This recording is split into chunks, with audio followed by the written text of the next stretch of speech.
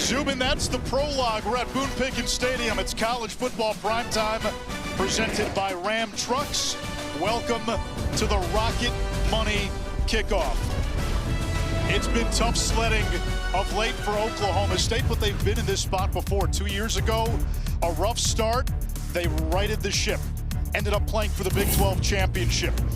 Last year, things fell apart. 0-9 in conference play. So head coach Mike Gundy overhauled his entire coaching staff in the offseason. But then the snake bite on the third series of the season. Starting quarterback Hoss Haney breaks his foot. He's out indefinitely. Last time out against Oregon, the worst loss of the Gundy era, the worst for the program in more than a century. And it has fueled widespread speculation about Mike Gundy's future in Stillwater. Tonight, Gundy will turn to his backup quarterback, Zane Flores, making just his second career start. It is his third year with the program, but he hadn't played in a game until this season at this level. Now, Tulsa will also start its backup. Baylor Hayes makes his second straight start, third of his career. Starter Kurt Francis out of concussion protocol, but the coaching staff did not deem him completely ready for this game. And Hayes will have a former Cowboy to throw to and hand off to in Braylon Presley, coming back to Stillwater as a member of the Golden Hurricane. And Anish Shroff, the Heisman Trophy winner, Andre Ware. We'll hear from Paul Carcaterra in a moment. Andre, in a season where Oklahoma State doesn't play Oklahoma, bedlam's brewing in these parts. Yeah, it really is. I mean, there are loud rumblings about Mike Gundy and his seat as the head coach of the Oklahoma State program. And I'll tell you this, he's a good football coach. He's won games, won a lot of games, and had successful seasons here. It would take him about 5 minutes if he were let go from this program to get his next job. Be careful what you wish for, because you may not reel this thing back in if you indeed go that direction. Tonight we're going to have two backup quarterbacks going, which means we expect a lot of the run game, and that's where today's Spotlight is, brought to you by Rocket Money. Yeah, Anish, for Tulsa, we'll see Dominic Richardson, and they will lean on him early and often through this ball game. Coordinator told us this week, that he would get about 20 touches, 20-plus touches when he's going. Boy, is he special to watch in Tulsa's offensive attack. He averages about 5.5 yards per carry on the season, and that's to go along with 2 touchdowns. On the other side for Oklahoma State, it's Rodney Fields Jr. He's finally healthy. He's back to being himself, and they're looking for some juice on the offensive side of it. He'll be looked upon to provide exactly that. 2 years ago, when the Cowboys were able to get the thing right, they turned to a running back and centered the offense around a guy named Ollie Gordon, who scored a touchdown for the Miami Dolphins last night. This has been the Rocket Money Kickoff.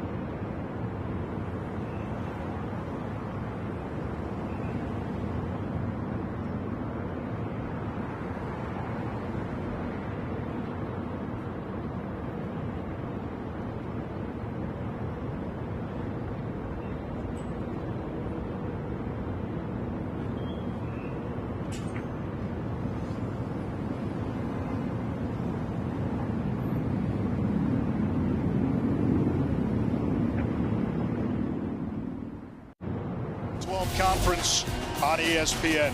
When we spoke to Cowboys head coach Mike Gundy this week, he addressed the noise. He understood the frustration of some fans, but he was also authentic, raw, unapologetically himself.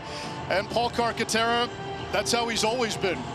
Indeed, Anish. Mike Gundy is a larger-than-life personality in Stillwater and college football as a whole, and he's given us plenty of things to smile about and laugh about over the years. Where are we at in society today? Come after me. I'm a man. I'm 40.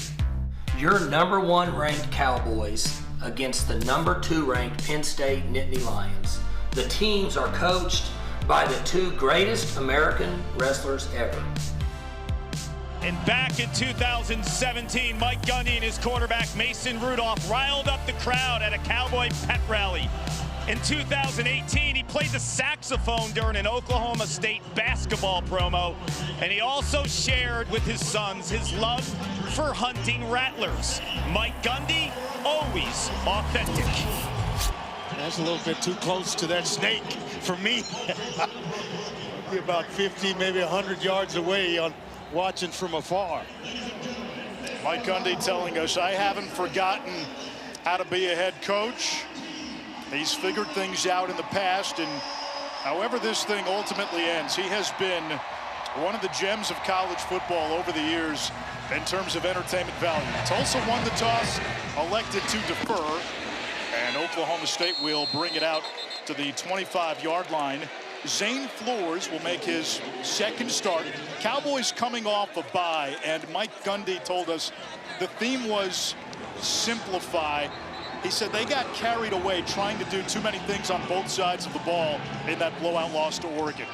Yeah, they thought maybe he would pick up the reins where Hoss Haney, who knew the entire system and could execute and run it, they thought they could do that with Zane Flores, but they scaled some things back, and he's been a lot sharper in practice this week. Little play action, and he finds Terrell Davis for a gain of 5. Davis last year in Division II Central Oklahoma had the most receiving yards of any player across all NCAA divisions. Yeah, over 1,600 yards on 109 receptions. A young man that can really, really excite this Oklahoma State crowd. Another RPO, and they find the tight end Josh Ford for a first down. He is the lone returning starter on offense for Oklahoma State. New coaches, new players. They went into the portal, brought in 40-plus players, 60-plus newcomers on this team. Massive body on Josh Ford, 6'6", 265. Rodney Fields with his first carry, and into the open field. All the way to midfield. You can see why they want to give him 18 to 20 touches tonight. Yeah, they moved Nuku Mafi to the left tackle. He gets a good block, number 69, and that kind of opens things up for Rodney Fields Jr. here early in the ball game. How about that? We thought that we'd get a game where they came out running it with backup quarterbacks. They're slinging it around. And now the quarterback draw, another big gainer. That's Flores. All the way to the 36-yard line of Tulsa, a gain of about 14 more. Well, they pull the left tackle around Mafi, and he's out in front leading his quarterback. Going quickly, there's Fields up the gut, and he hammerheads inside the 25, brought down by the safety Lento Smith. You mentioned Nuku Mafi at left tackle. Yeah. Oklahoma State's best O-lineman, Markel Samuel, their left tackle, still out. Got hurt before the game against Oregon as Fields gets another carry, and a red zone chance here for Oklahoma State. Impressive opening drive. This is what the Cowboys needed. No doubt about it. And how about this tempo offense in which Oklahoma State has gone to, trying to keep Tulsa on its heels. They've had a great deal of success early. They're trying to keep Tulsa kind of playing from, I guess, playing on their back leg a little bit. Tulsa comes into this game 1-2. Golden Hurricane coming off a loss to Navy last time out. They run that too high look, and you see the safeties. That's an invitation to run the football. Flores to the air, to the end zone. Incomplete. Wanted Christian Fitzpatrick. He was covered by Elijah Green, who had 2 picks in the Navy game. He went to the weakness of the defense, which is when you have 2 safeties and they're playing zone, the middle of the field is one of the weaknesses of that look. And trying to get Zane Flores some easy throws where he can recognize that and then deliver the football on time. Big 3rd down and 6. Cowboys only 1 touchdown in the last 22 drives. Flores checks underneath, and that's going to be well shy. Nice Freeman, tackle. team leading 7th reception, 4th down, and here comes the kicking team. It's Logan Ward. And it's Ray Coney with the tackle. He leads Tulsa in tackles this year with 36 coming into this ball game. He's the bell cow on defense for the Golden Hurricane. He averages 12 tackles per game. 35-yarder for Logan Ward. The kick is up and good. Oklahoma State goes 9 plays, 57 yards on its opening drive, and comes away with 3.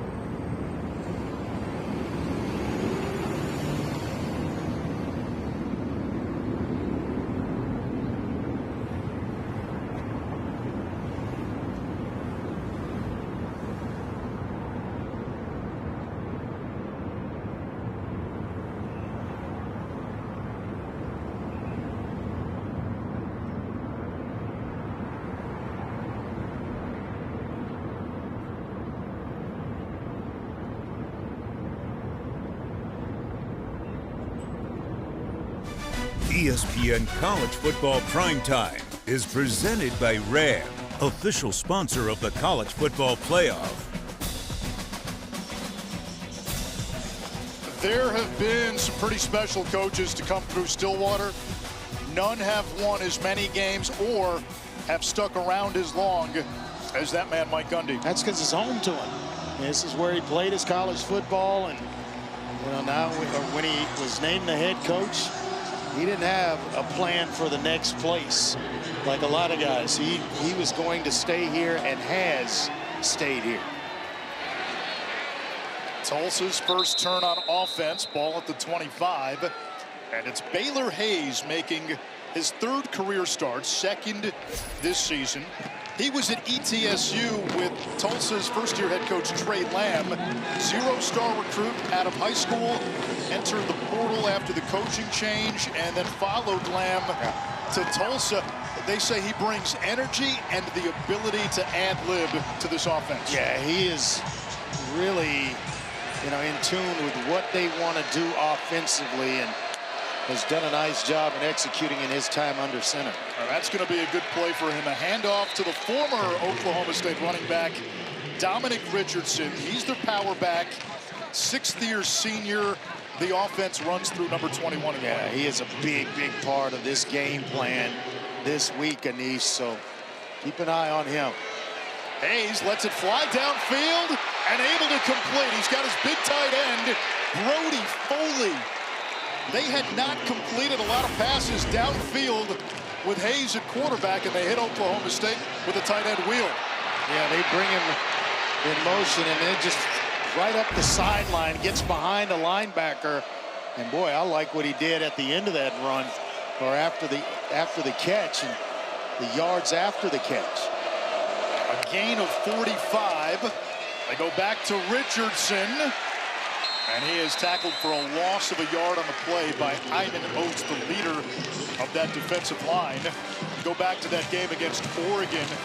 Oklahoma State, especially early, was hit by a ton of big plays from the Ducks. And maybe one right there to Foley. But what I like about Foley, he's usually a red zone target.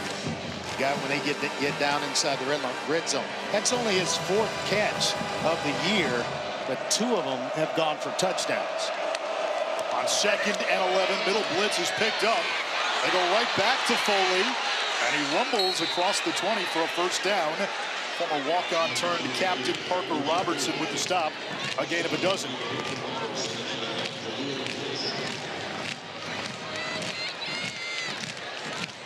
That's a nice job of recognizing coverage. He had 2 slot receivers there. Anish uncovered.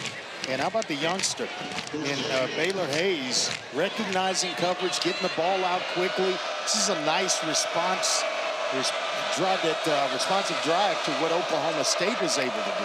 2 tight ends into the game. Lucas went wide, looking for Richardson on the wheel. Oh, and he had him. Oh, Richardson came out the back door and was wide open. That's one that you have to, if you can't, float over the defender and into the hands of Richardson, and there was no one out in front of him. Cam Smith knocked it away, potentially saving a touchdown.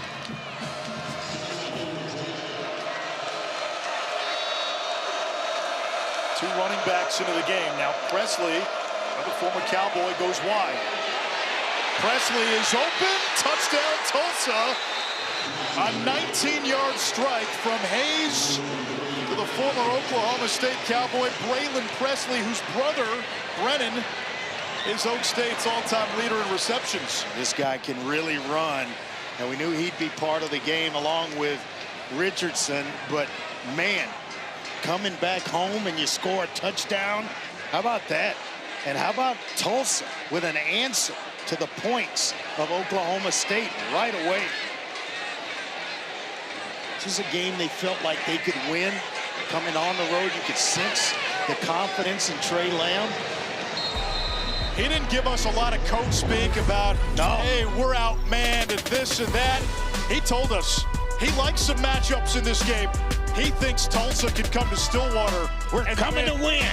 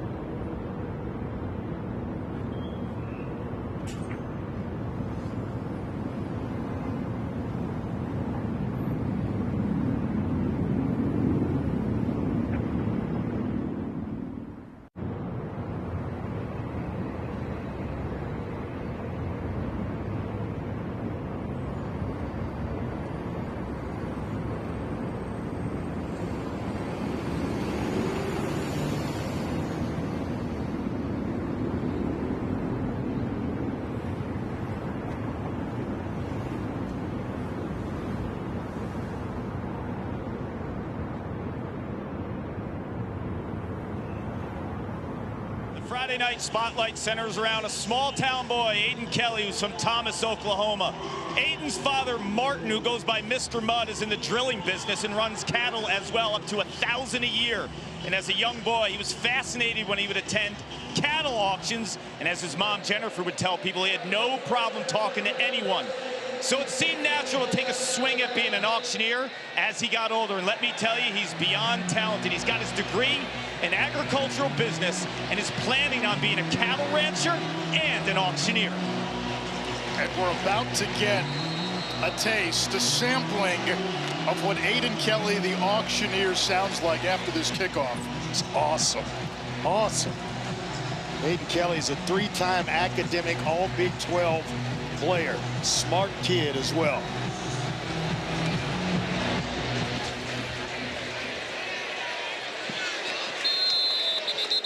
A couple years ago, Anish and Andre, Aiden showed off his talent at a Cowboy basketball game. Check this out.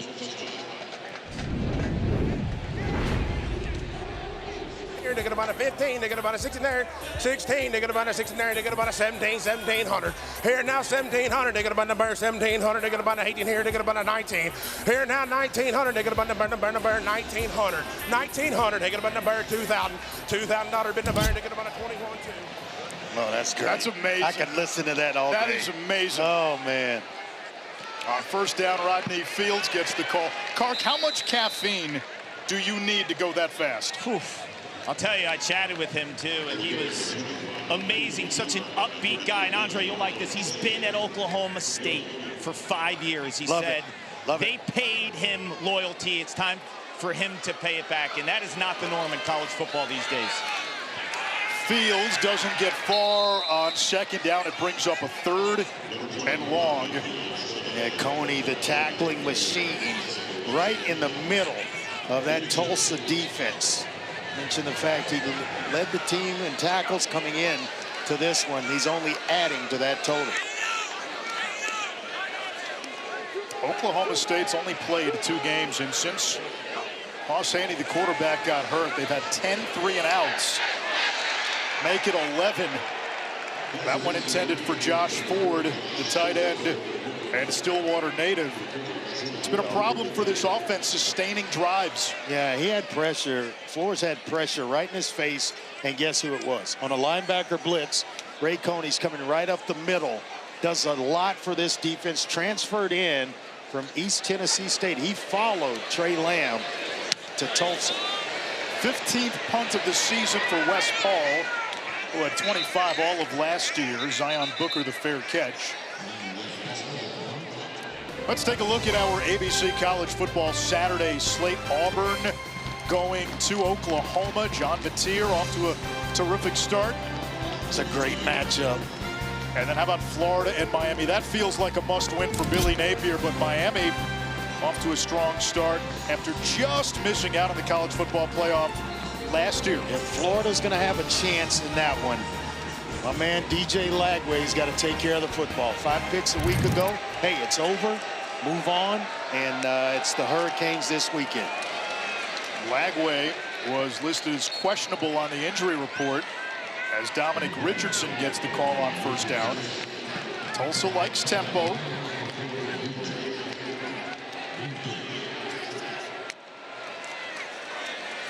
Another RPO, and they go right back to the tight end, Foley, his 3rd catch. You're right, Andre. He was known as a red zone guy. Yeah.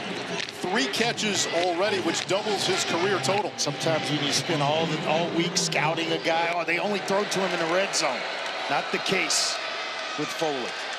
Let's see if forward progress gives Richardson the first down. It'll be close, and he does move the chains. Something to keep in mind. Tulsa in 3 games has gone for it 12 times on 4th down. They like to be aggressive, especially when they get across the -45 midfield. It's often 4-down territory. And that's the case with a lot of programs this day and age as they go from the book. That so-called book that tells you when to go for it and what the percentages are. Zion Booker, their top receiver, 0 and white, the motion man. Hayes checks down, finds an open receiver, Micah Tease across midfield and into Cowboy territory, a pickup of 15. Yeah, Tease is the team's deep threat, but it's just poor tackling on the part of the Cowboys defensively. Two guys there should have had him down, Cale Smith being the second. There's the bubble screen. Booker breaks a tackle. And that could have been a negative play. Instead, a gain of 2. And Oklahoma State wasn't quite lined up when that ball was snapped. Yeah, and it's still, they're in position to make a play to hold it to a short gain, maybe no gain. But yet, again, poor tackling on the back end by this Oklahoma State defense allows the receiver to get some yardage there, 2 yards, when it should have actually been a loss. Member of the defense. Brian McCoy, who is Oklahoma State's leading tackler. Yeah, he's one of the big-time leaders in this program. Averaged 10 tackles a game for Akron last year. 2-time All-MAC selection. That is a guy that walked off the field with Coach Gundy. You see him there in the shot. And that loss to Oregon because he said he knew exactly how much the game means to Brian McCoy Jr.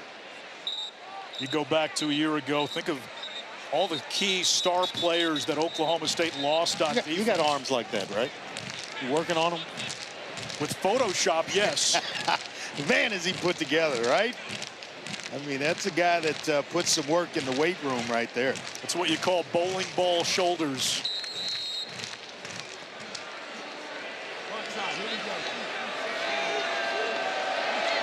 Second down and 8.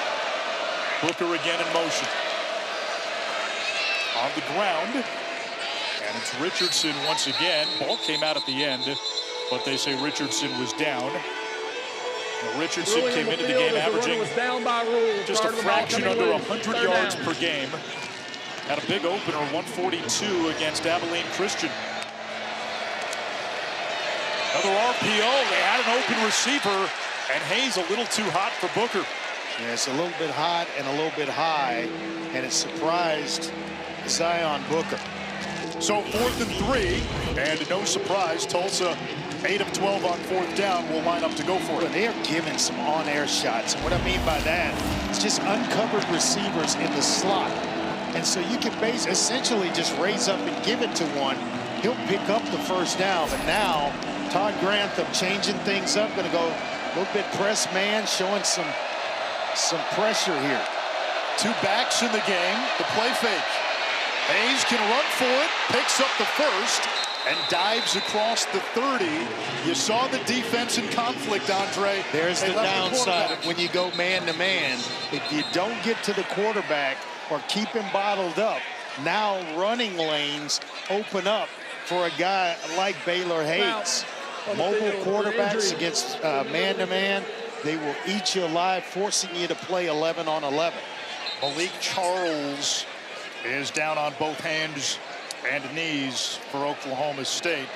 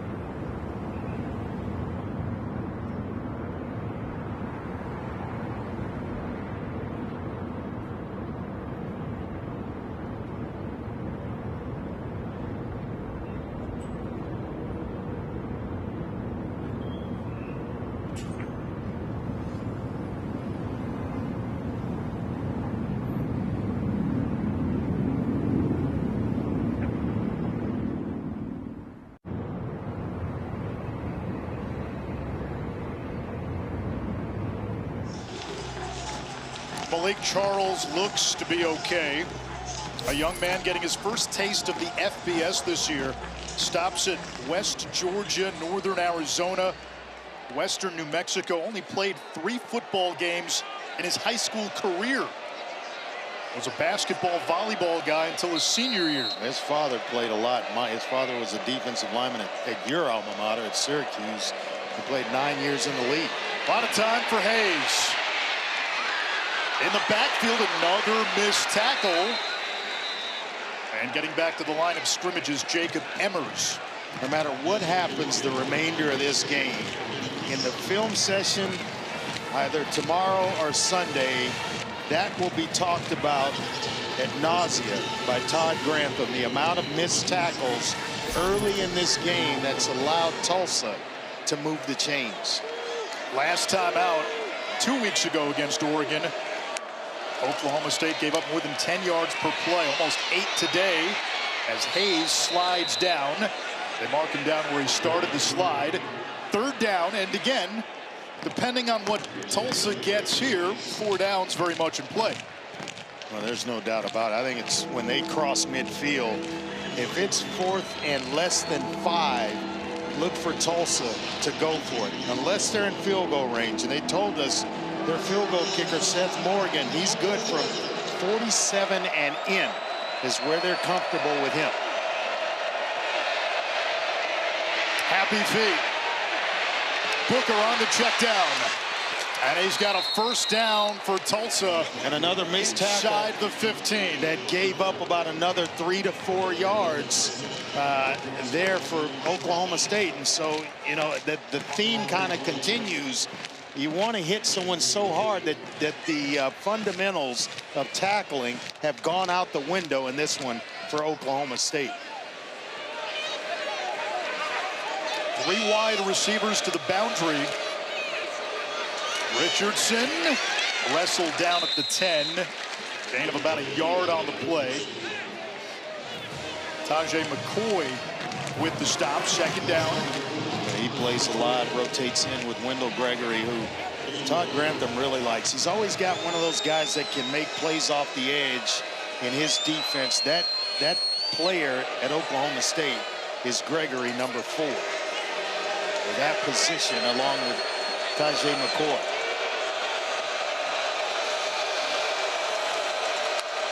Micah T's the motion man. Here's pressure, and that ball Mutombo'd back by Tajay McCoy. No. McCoy making plays in consecutive downs.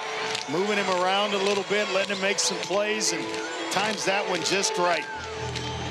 Not sure who Baylor Hayes was trying to get it to, because Zion Booker, who's trying to sneak out underneath the coverage or under the defense, he was being trailed by a linebacker. That might have been a blessing in disguise.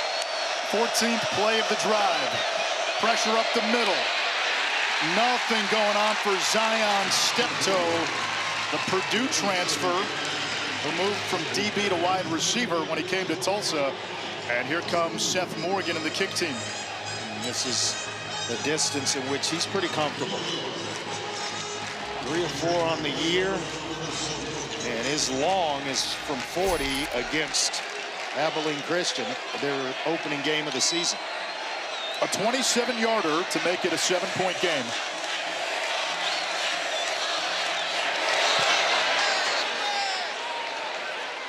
Two drives, 2 scores for Tulsa on the road in this Turnpike tussle. For 20 years, All-State has celebrated every field goal and extra point made at participating universities by donating to the university's athletic scholarship fund, supporting all student athletes. Andre, sometimes when you do these games where a team like Tulsa is punching up in weight class against a power conference team, you can translate the coach speak. Yeah. Sometimes the coach of the so-called underdog will tell you things like, for us, it's about conference play. This is a game that gives us a self-scout. We know we're outmanned, which is essentially saying, hey, we know we probably don't stand a chance. Hoping that Oklahoma State will take Tulsa for granted a little bit, and then maybe keep them in the game. But Trey Lamb went full Tulsa King. That was not the case when we talked to Trey Lamb. There was a confidence and a belief that, hey, we think we can make this a 4-quarter game. We think we can win. We watched the tape. There are matchups where we like and areas where we feel we're better. We're going to take the bus ride down to Stillwater and give them all we can give them. And that was kind of the vibe you got from Trey Lamb. He was not intimidated in the least by Oklahoma State. First-year head coach who just turned 36 on Tuesday. Former quarterback at Tennessee Tech. Head coaching stops at Gardner-Webb. And then last year at East Tennessee State.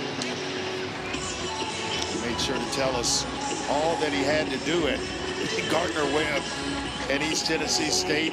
You know, that required everything from paint lines to washing clothes and anything in between. But tell you what, he feels like he can win at Tulsa with the toys that he's been blessed with. What does Oklahoma State do on its third drive? It begins with a handoff to Fields, who's met by Byron Turner in the backfield.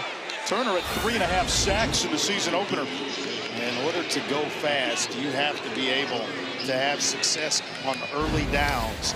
In the last 2 possessions, it's been rough for Oklahoma State. Started the game, and I go back. You said, what do they need to do? Go back to what they were doing in that initial drive, keeping things kind of, I wouldn't say vanilla for floors, but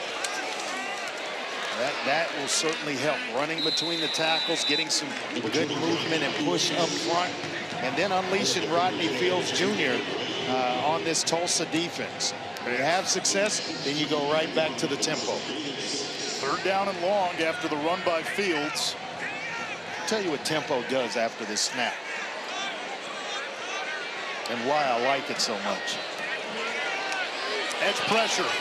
Floors finds an open Gavin Freeman for an Oklahoma State first down. You see him playing with confidence, and it's because you're not thinking. You're not overthinking things. You're not having to look guys in the eyes in the huddle.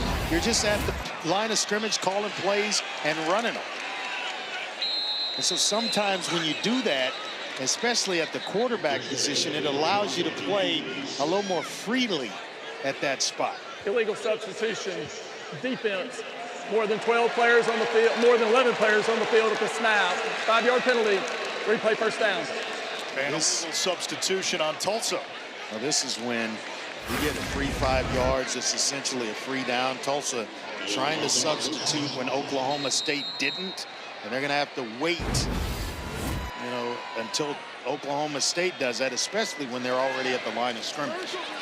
There's a tunnel screen to Fields, who's lassoed for a loss of a yard by Lento Smith, the safety, who had a career-high 9 tackles in the loss to Navy. Yeah, unless the ball is spotted towards your sideline, if you're Tulsa, you can't get guys on and off the field if Oklahoma State is trying to go tempo. But it was also an opportunity to take a shot down the field. On the fly sweep. Royal Capel, the true freshman. And he has enough for an Oklahoma State first down. You get 1st and 5, Anish. That's when I think you dial up a play for Gavin Freeman, Sam Jackson, Terrell Davis, one of those guys that can stretch the field. It's a free down. Go deep.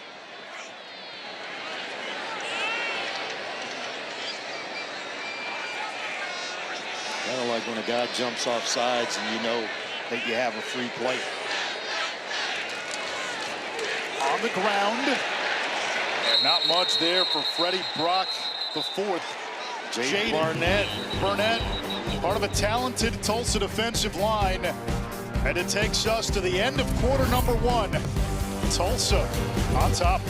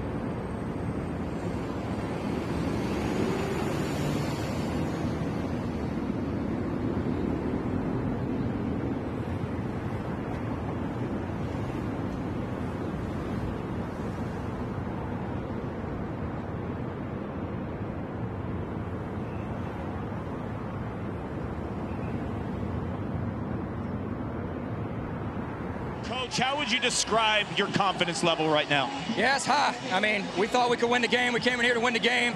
We won the first quarter. Pretty dominant right now.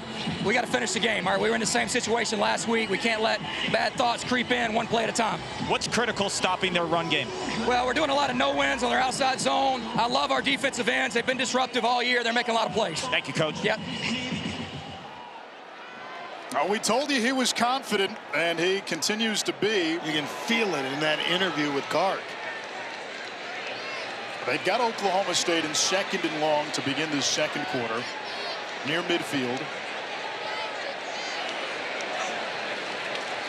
Off play action. Pocket collapsing, and Flores missed in open fields. And now it's a 3rd and long. Boy, and I tell you what, Fields had a lot of room to maneuver out in front of him. Had Flores been able to complete that. Had a couple of blockers. And with his shiftiness and ability to make people miss, that may have been trouble for Tulsa. Trying to set up the screen. And they're going man-to-man across the board. 2-man. 2 high safeties and man underneath. Press coverage. Draw play. And Fields only gets a yard. Let me tell you something, Anish. They are being dominated at the line of scrimmage. When you cannot run and execute a simple draw play against a 4-1 look. Now, what I just described to you, 2 high safeties, man underneath, that leaves 5 guys, the 4 down linemen and just the middle linebacker. You should be able to execute a draw play because everybody's thinking pass rush. When you can't do that, it may be a long night. Another punt for Wes Paul, who has dynamite in his leg, but he's been a busy bee this year. Fair catch by Booker, made at the 12. It is week 3 of the NFL. Sunday Countdown begins at 10 a.m. Eastern on ESPN and the ESPN app. Monday Night Football this week. Andre, this could be a Super Bowl preview, Lions and Ravens. I'd like to see that Super Bowl. You played for Detroit. Lamar Jackson's at that big point fan now. of Lamar Jackson. He's won the 2 MVPs. You know, he and Josh Allen and that group of quarterbacks, can they win that elusive ring? My man John Morton dialing up 52 last weekend. And that was with Ben Johnson, now coaching the Bears. Braylon Presley with the call on first down. He has the lone touchdown in this game. So Oklahoma State on its opening drive, 9 plays, 57 yards, a field goal. Since then, 11 plays, 16 yards. Hayes ducks under pressure, buys time, has a wide open man. It's Presley, who's their chameleon. They line him up at running back, at receiver, everywhere. Don't get it twisted. He's 5'6", 170 pounds, but he power cleans 375. That is a powerful youngster. And he squats almost 600 as Zion Booker with the reception. Booker came into this game averaging almost 8 catches per game, top 10 nationally.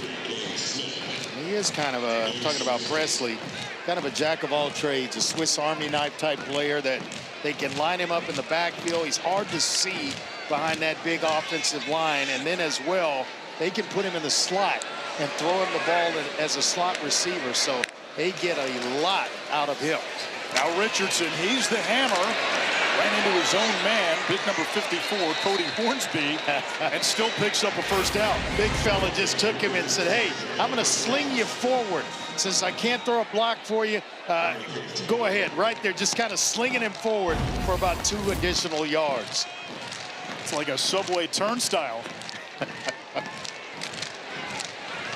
Transfer from you and Clark's alma mater at Syracuse. Was a 2-year starter at Grambling as well. Off the nickel blitz, it's picked up, downfield into coverage, almost picked. Incomplete. Parker Robertson got his mitts on it. One trend, Andre, we're seeing, Tulsa's winning the line of scrimmage consistently. They are dominating at the line of scrimmage, and the mobility of Baylor Hayes as well, causing Oklahoma State to miss at times. There, probably knifed that one in rather than put as much air or just less air under that throw, and he may have himself a completion. A.J. Allen, who had stops at Nebraska and Miami. He spent the spring with FIU before coming to Tulsa. With the new NCAA rule eliminating the spring transfer window, guys can't do that anymore. No, he's a good player. You know, when he's been given opportunities, he has really shown up on the field. So A.J. Allen is equally as talented as Presley and Richardson. We get a timeout by Trey Lamb. 12:03 to go, 3rd and 5 Tulsa.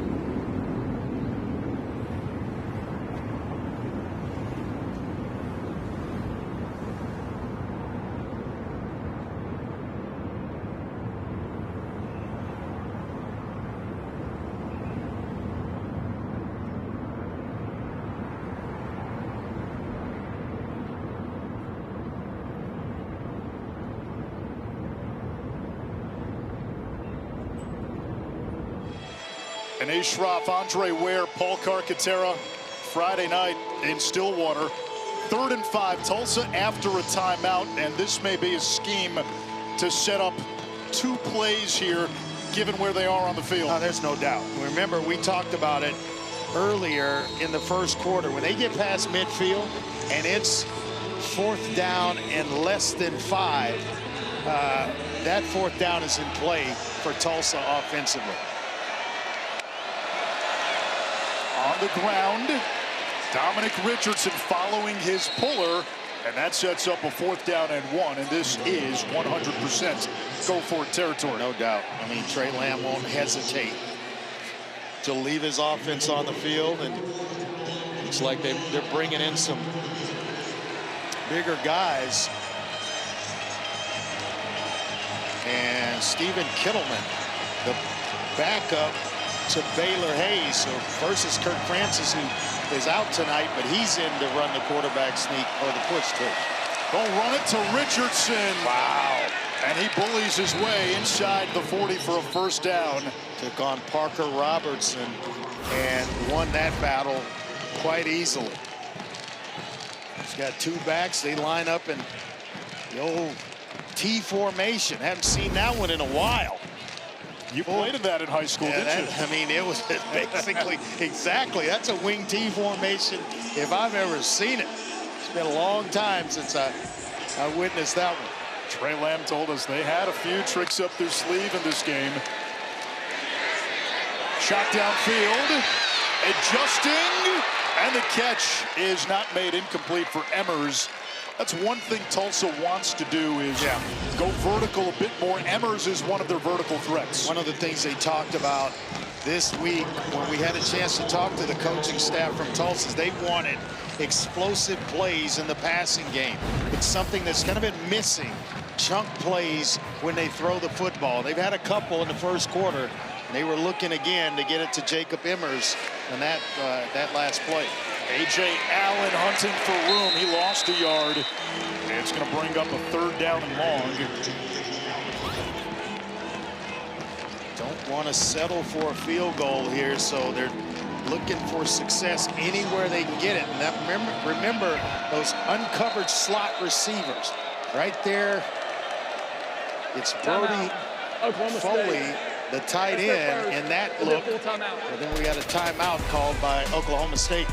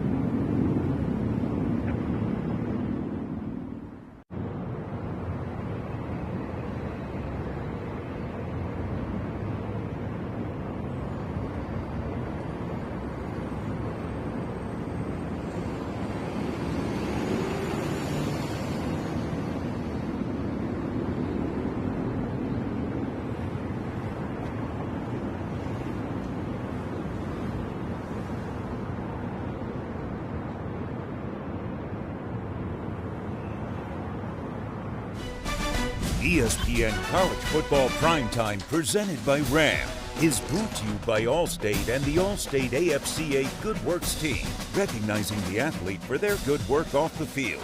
Visit ESPN.com/Allstate to learn more. Couple of pretty good wide receivers there in Pearson and Largent. Farrat had a long NFL career, and Tyler Smith just got paid. Yes, he did. Look at the time of possession being dominated by Tulsa. Yards, plays, I mean, all of it. And 3rd down conversions, they were 3 of 4 after the first quarter. Off a low snap. Hayes hit. And that is still completed. Zion step-toe. And now it's 4th and 2. And that gives them that's enough to have Coach Lamb think about going for it here.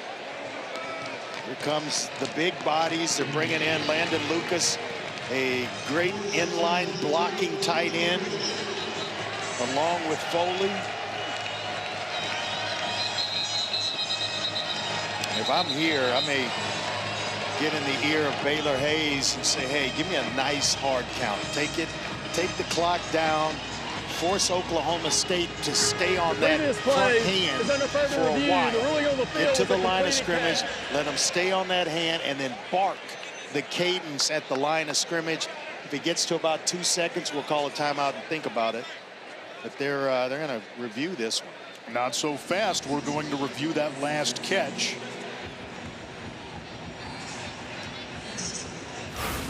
Looked as though he was inbounds the entire time. I'm wondering if the replay officials thought he went out of bounds and came back in to make that catch. Looking at that right foot along the sideline. Hard to tell from that angle. Initially, it looks close, but I have yet to see anything to overturn it.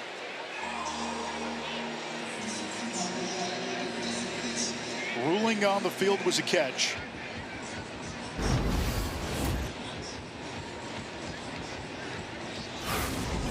Let's bring in Matt Austin, our rules expert. Matt, do you see anything here to potentially overturn the call? Well, the only question is, I think the receiver was definitely out of bounds. Did he go out of bounds on his own, or was he forced out? I didn't see a hat down on the field from any of the officials, but he did get back in and get both feet back on the ground. So if they say he was forced out, then it would be a completed catch. Then you've got to reestablish possession or position in bounds, which it appears Steptoe did. It's the right guy for the review. The receiver's name is Steptoe. It's a great football name too. Some guys, you know, when you get a quarterback named Gunner, that's a great name for a quarterback. Steptoe for a receiver, I like it. You know, everybody in my hometown of Dickinson, Texas has a nickname, and we had a guy named Steptoe. Steptoe, well, because he walked on his toes. They're now trying to figure out where that toe stepped. Andre, what's your nickname back home at Davidson? It's simple, Cart. It's Andy. But then there's an attachment to Andy, and it's woo-woo. How? What's the story behind that? I have no idea. The field is upheld. I'll call you legend. Fourth down. Called as upheld. So now we've got 4th and short, 4th and about 2 yards for the Hurricane.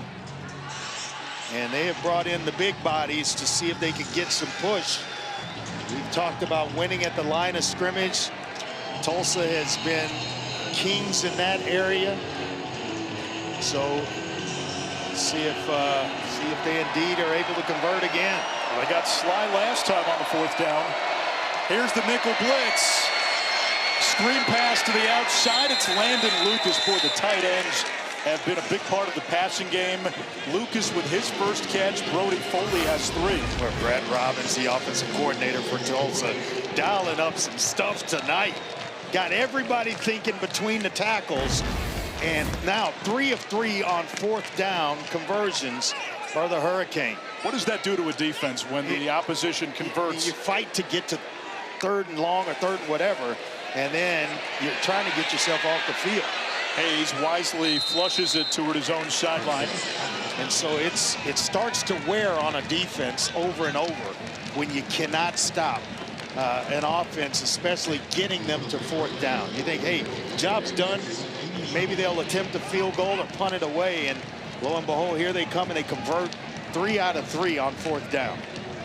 It's one thing to have Oregon march up and down the field against you. That's a championship contender, but Tulsa's moved the ball on every drive. Richardson lowering his pads. Wow, he's close to the red zone. It's 3rd down. He just lowered his pads to the point where he just ran over Brandon Rawls. Rawls ends up getting him around the ankles, but boy, he took the better end of that shot. Fans in Stillwater familiar with Richardson. He had some big games when he was a Cowboy. 3 100-yard games with Oklahoma State, 15 rushing touchdowns. He's played for both teams now in this rivalry.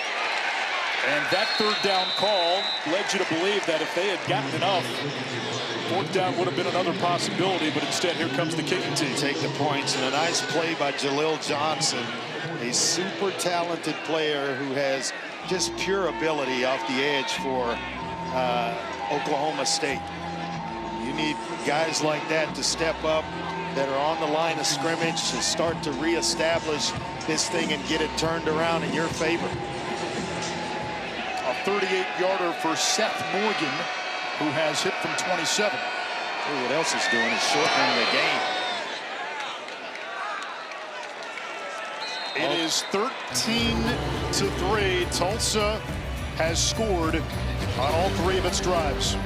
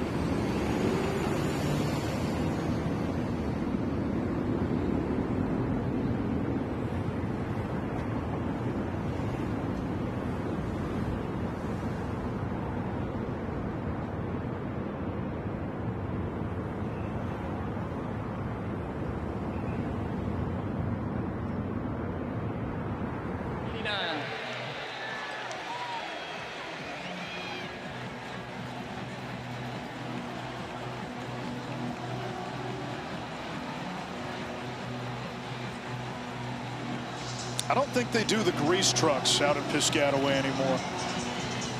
Over here, Tulsa, 3 drives, 3 scores, but the silver lining for Oklahoma State's defense, field goals on 2 of the 3 instead of touchdowns. Yeah, bend but don't break. Their last 2 drives, 31 plays. If you can believe that, 2 drives, 127 yards, but only 6 points given up by this Oklahoma State defense. Now a quick word from Verbo. As your host, I have some rules. First, no showers longer than 5 minutes. This isn't a spa. That's the rule. Meanwhile, at a Verbo, get the vacation you expect and never a hovering host. Part of the challenge for Oklahoma State, still finding an offensive identity. Doug Meacham, the new offensive coordinator. Flores began the season as QB2, pressed into action with the injury to Hoss Haney. Steps up, trying to avoid the rush, and wrestled down by Ray Coney. the star linebacker. He's been everywhere tonight. I think he's been up here in the press box giving pointers to the broadcast team. I mean, he has been everywhere, all over the field. Transfer from East Tennessee State, followed his head coach, Trey Lamb, to Tulsa, and boy, is he rewarding him. Now it's Freeman, and maybe a yard, 3rd and long. You can feel the angst and the frustration on this blackout night.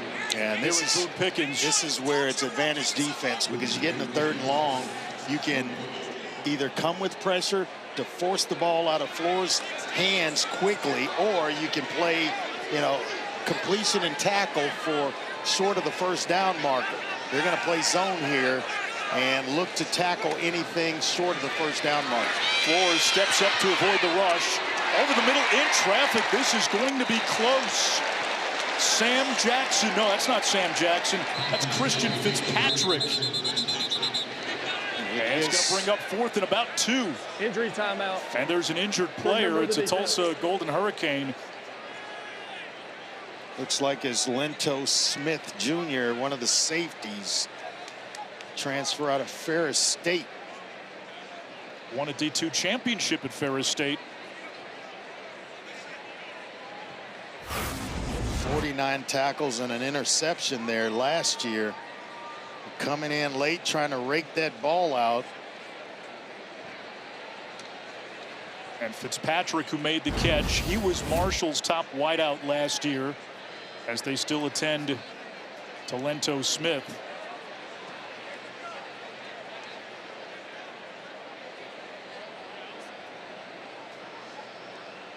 If you're Oklahoma State, this is minus territory. It's 4th and 2, given how this game has gone. Got to feel like Rodney Fields can touch the football here, right? I mean their best offensive weapon, 20 and Rodney Fields, and then number 40, Josh Ford, the only returning starter to this Oklahoma State offense. Smith able to run off the field on his own. Is going forward even an option? No, it's not. West Paul will punt. Yeah, it's a smart decision. Mike Gundy has coached a lot of football, and this is the best decision. I don't care if the crowd's booing right now, but it'd be tough to come back from if they don't make it and Tulsa goes in to score.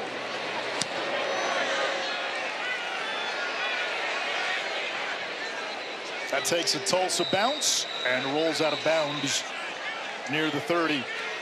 Baylor Hayes only making his 3rd career start. Moment has not been too big for the young man. Yeah, he has shown the ability to get the ball out quickly to his tight end Foley to start this game. A couple of quick reads. He's shown the ability to scramble around, get his eyes right back down the field, and complete passes. But just the ability to scramble and then touch on the football over the top to his running back, Braylon Presley. He has been impressive. Handoff goes to Richardson. You know, Anish, I spoke to Baylor Hayes this week, and coming out of high school in Tennessee, felt like he was one of the state's top quarterbacks, but he had 0 FBS offers. The issue, he was too light, only 165 pounds at the time, but Coach Lamb looked past it, offered him at ETSU, because he liked how he acted like a point guard, his ability to spread the ball around, and his confidence. And watching him on the sideline, he's feeling it. He's got a lot of football left in him. Richardson right up the gut, flag down. Yeah, it's going to be a hold. Looked like Landon Lucas, the tight end, may have got maybe the one that drew the flag and the attention of the official. Holding. Offense. Number 65. 10-yard penalty. Actually, it's Sean Hill, the left guard, who gets flagged to transfer out of North Carolina State. Keep an eye right there on big guy 65, kind of ducks his head, and then once he loses him, kind of wraps his arms around the waist, and really didn't need to. Richardson was already through the hole and by him. A Tulsa team that beat Abilene Christian to open the season, and then back-to-back losses to New Mexico State and Navy. On the slant, it's Zion Booker. Boy, 2nd and 20 And now it's 3rd and 2 after a gain of 18. You can't have that if you're Oklahoma State. Yeah, he has really good hands, and he was definitely going to be a big part of this game plan tonight. First down and then some. Presley pretzels across the 45 of the Cowboys. Boy, the poor tackling. Missed tackle after missed tackle. 2 in the hole, 1 on the second level, and then a 3rd on the back end. Missed tackles, and 1 touchdown saver by J.K. Johnson. Otherwise, Presley has gone to the house. And Tulsa has now been in plus territory on every drive. Richardson scavenges for about 3. I think the one thing that Trey Lamb felt like was they could hold up in the trenches at the line of scrimmage. Not only have they held up there, they've actually kind of owned the line of scrimmage on both sides of the football. The offensive line having its way right now, and then the defensive line getting pressure. They got pressure with just 3 on that last possession by Oklahoma State. And Andre, they're slowing the pace too, knowing they get the ball first in the second half. Now into their 4-minute offense. Slant for the tight end. It's tipped and lands harmlessly to the turf, incomplete. And Foley wasn't expecting that football. He was still in his route, and it looks like, you know, Hornsby, injury timeout, who has been in at times, is down for Tulsa up front. So 3rd down and 7 with Hornsby down. He and Deshaun Hill split time at guard. Tulsa today is 3 for 8 on 3rd down, with the caveat they are 3 for 3 on 4th down. And 3rd and 7 as they attend to Hornsby. Andre, you pick up 3 or 4 here, and you're right back in that spot to try to go 4 for 4 on 4th down. And that's the game plan, is to shorten it on 3rd down and get it to a manageable situation under 5 yards on 4th down, and then it's dealer's choice. Todd Grantham, the defensive coordinator for Oklahoma State, telling us you almost have to look at a 3rd and 7 like a 2nd and 7. And part of the reason Trey Lamb likes to have that 4th down in his back pocket, he says, you put some doubt in the mind of the defensive coordinator. Do I bring pressure on a down where you normally would bring pressure with this distance? Knowing what's coming, and then all of a sudden they slip or run underneath you when you're being aggressive in pass rush, and that gets them to the point they want to get to, 4th and short, and then they're able to convert, as Tulsa has done here on 3 occasions.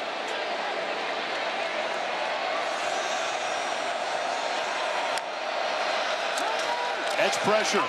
Another slant, 1st down. Zion Booker, 5th catch already. 1 more, and he would, for the moment, tie Lewis Bond of Boston College for the national lead in receptions. And now off the 1st down. Looked like they were going back to tempo. A check with me from the sideline.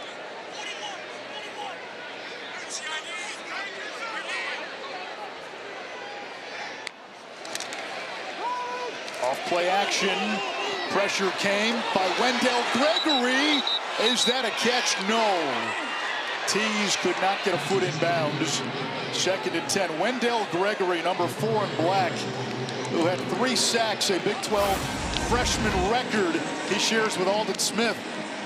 Applying the heat. How does he get that wide open? Barely out of bounds, but I thought Hayes was just throwing this away.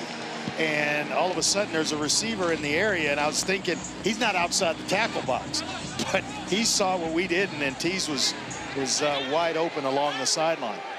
The nearest defender, Cam Smith, the most experienced player on the defense. Richardson was following his tight end, had to cut it back. No gain. 3rd down and 10. And if there's been one flaw with this Tulsa offense tonight, they get down inside the 35. We've seen them stall. Now we get a flag.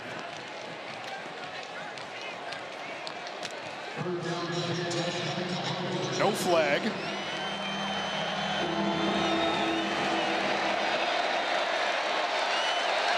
A.J. Allen, the running back. Hayes from the pocket takes a shot for 6. Incomplete, intended for Mekhi Miller. This is still within. They're right at about the 29-yard line. This is well within the comfort zone of Seth Morgan. He hit from 40 being as long, but Coach Lamb told us 47 is where he's comfortable with Morgan, and so they're going to line up and try one here. And it's from 47. 2 for 2 today.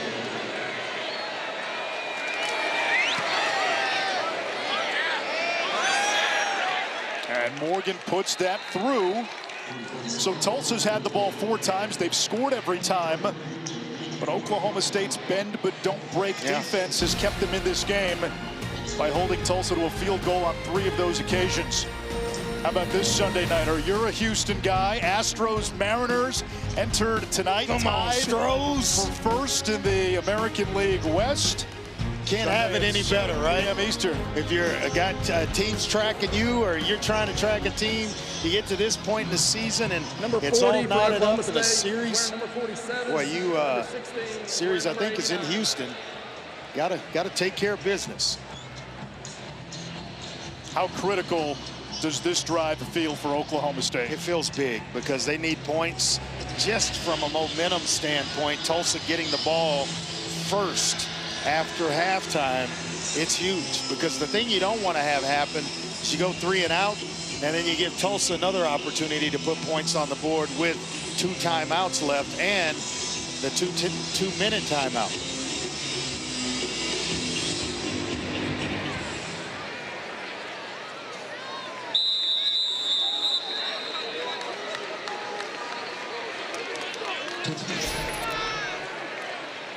Tulsa has run 29 plays in Oklahoma State territory. The Cowboys 22 total plays.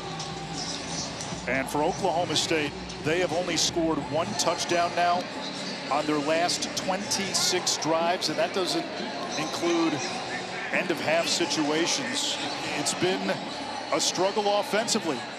Hoss Haney played 3 series in the season opener against UT Martin, led Oklahoma State to 2 touchdown drives before breaking his foot. He's out indefinitely, no timetable for a return.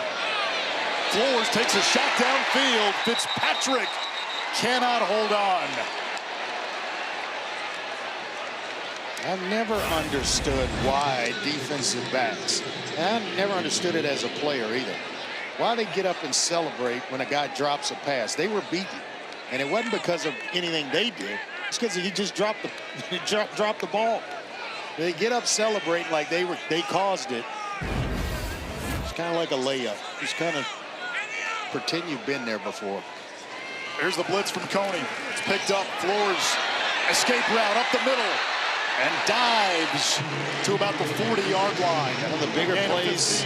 Yeah, one of the bigger plays of the ball game for Oklahoma State offensively, and it's because they were able to shield Ray Coney, the middle linebacker, and that allowed Flores right up the middle of the formation. They're going to play off before the 2-minute timeout. And Flores checks down to his running back, Fields. We come to the 2-minute timeout. And a flag.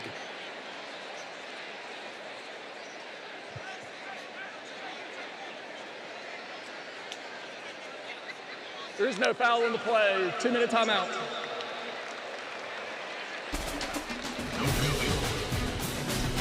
.159 to go. Can Zane Flores and Oklahoma State put up a few more points before halftime?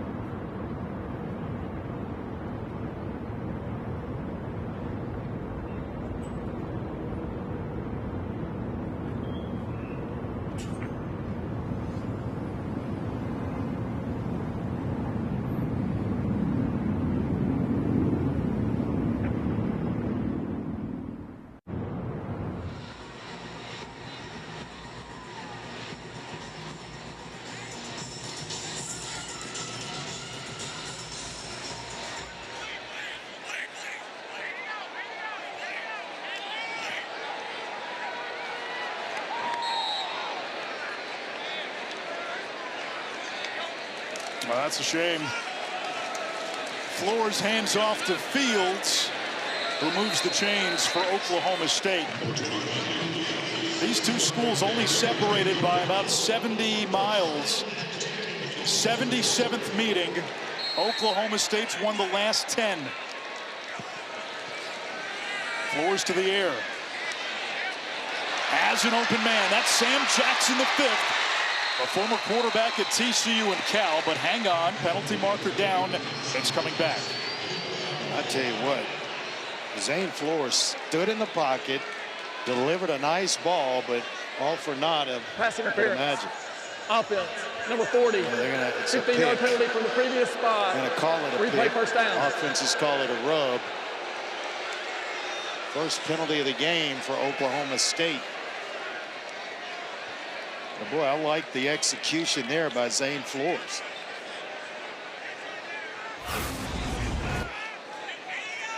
And you'll see the big tight end, Josh Ford, kind of wall off. Oh, yeah, they're going to get you for that one on Coney. So 1st and 25 now. Flores moves the pocket. That pass batted down by the safety, Zach Williams. And he is the communicator in this defense. He's the guy that wears the green dot, communicates the defense to everyone, top down. And boy, here he just shows you some range. And he's a big guy, 6'1", 200 pounds, good-looking athlete. 2nd and 25. Both teams with 2 timeouts. Flores over the middle. That's to Fields. Clock will continue to run. Coney makes the tackle. Timeout. Timeout, Tulsa. And Tulsa uses a timeout to stop the clock. So Trey Lamb thinking along with us. Get the ball back one more time and a chance to double dip at the end of the half and the beginning of the 3rd quarter. Now, if you get a stop that you're looking for by Josh Reardon, the defensive coordinator for Tulsa, and they punt it away, they punch you down close to your goal line, you got to be careful.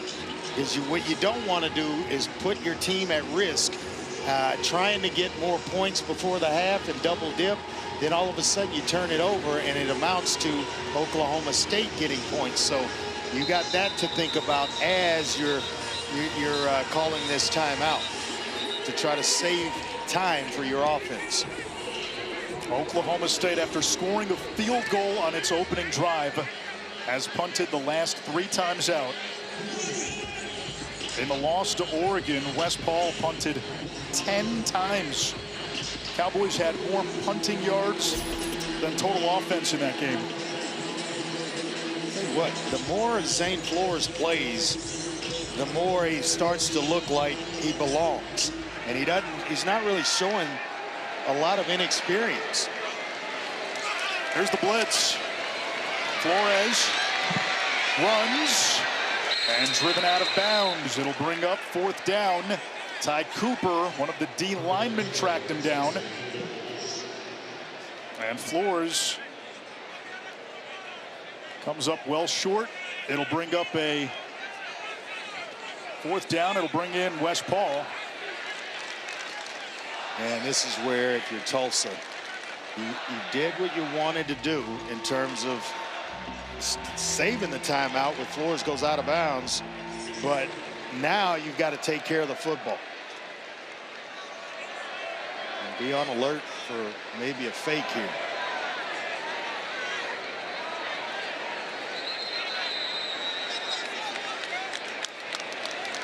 Delay a game.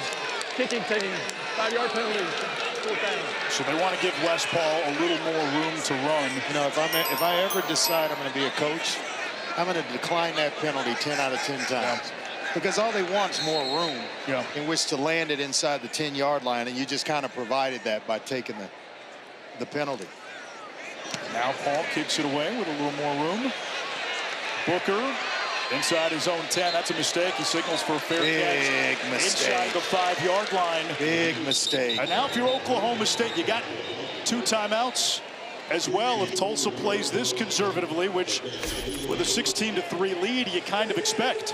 With a 16-3 lead and getting the ball first out of halftime, after that failed opportunity or mishap or whatever it is you want to call it, fair catching it inside your 10-yard line. Now I'm putting the ball in the belly of Richardson, trying to get the clock down and get to halftime. If I get it at the 20-yard line, I'm looking for a drive starter, and I'm going tempo. Full throw. That's Foley, stiff arm, and then gets knocked to the ground by Robertson.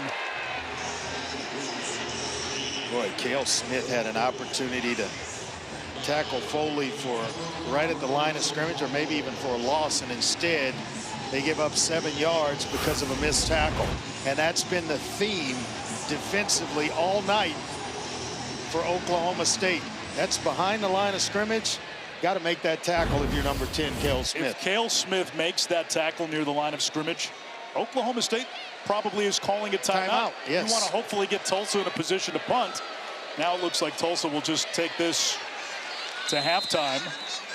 That's going to bring up 3rd down. And now do we get a timeout?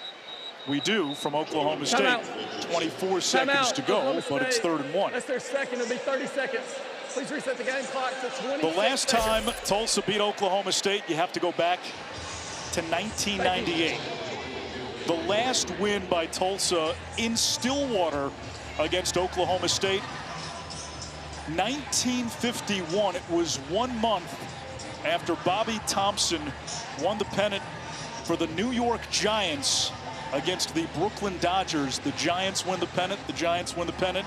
Famous Russ Hodges call. I think I could still dunk a basketball in '98. Don't know if I have it anymore, but I could do it back then. What were you doing in 1951?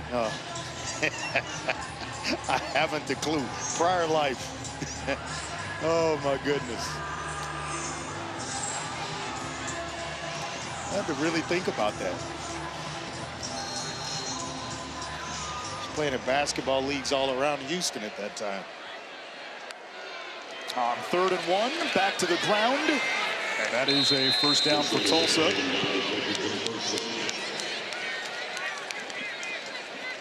We'll see if the Golden Hurricane call another play. They are walking to in the locker room. Oklahoma State has a timeout, so does Tulsa. And Trey Lamb now waving still not his quite. offense still to not the sideline. To the 20-yard line where you say, hey, 22 seconds. If it's beyond the 20, let's call the timeout or let's go tempo. No, it's beyond the 20. You let the clock run out, go to the locker room, and all those things that you had in your head, save them for the second half. Oklahoma State exits to a chorus of boos. Tulsa with a double-digit halftime lead against a power conference team for the first time in 20 years. Halftime report after this.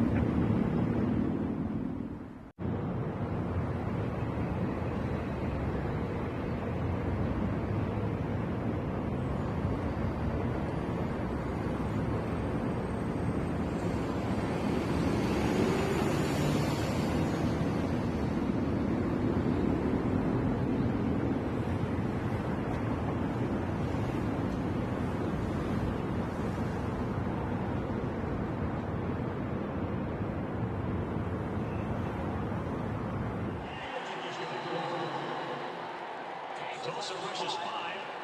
Force throws far side.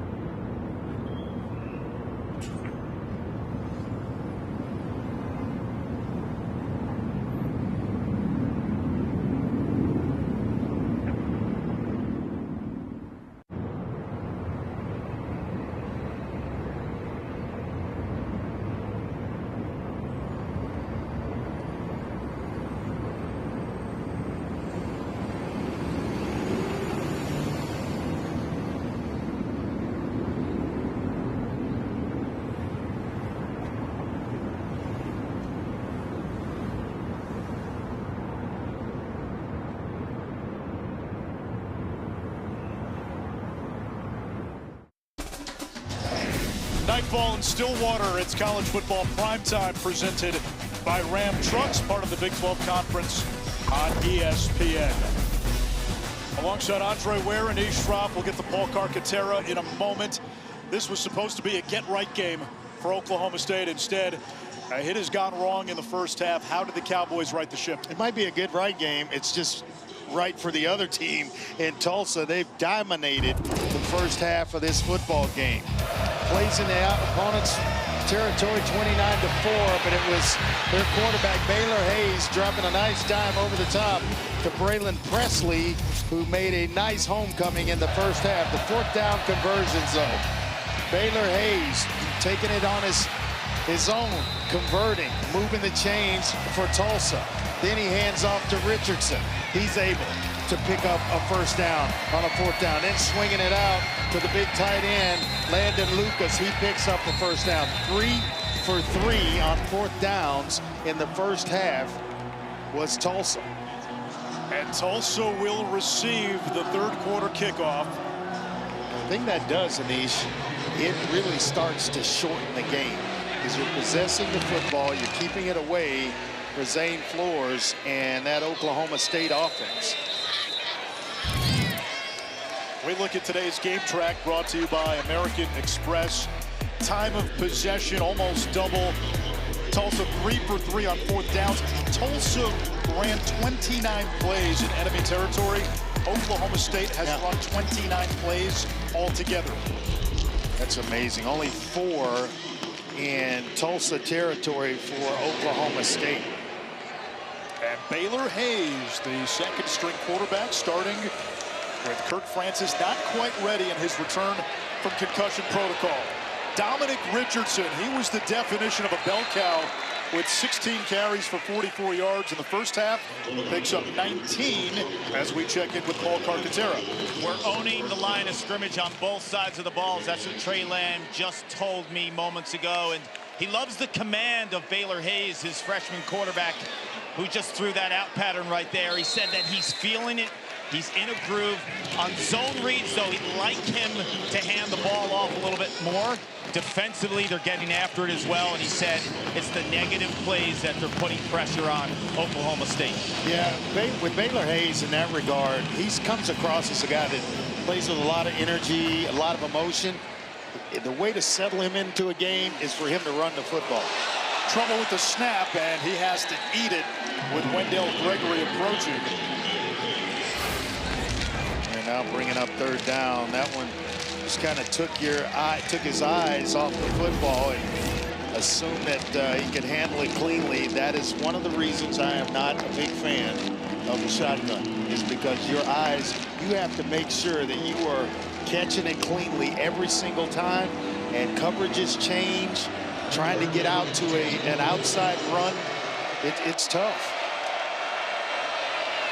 On 3rd and 10, wide open is Zion Steptoe for a Tulsa first down, a gain of 16. You have to respect Steptoe's speed. He's a guy in this offense for Tulsa that can take the top off of it, and you respect his speed. That's why coverage is so loose.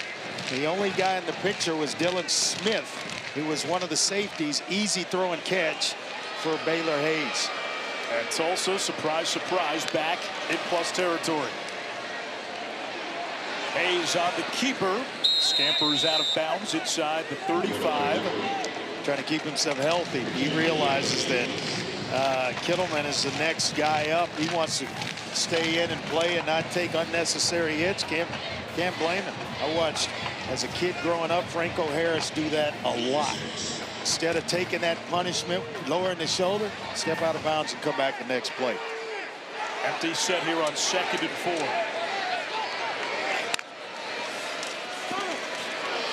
Quick throw near sideline. Richardson the catch. Enough to move the chains. Boy, they have been getting Richardson involved. 17 carries. That's his second catch. Well, they have called a magical game offensively. This Tulsa Golden Hurricane offense, it seems like when Oklahoma State thinks they're going to run between the tackles, they do something on the outside. When they think they're going to pass, they run. When they think they're going to run, they're passing. It's just, you know, a boxing clinic going on right now.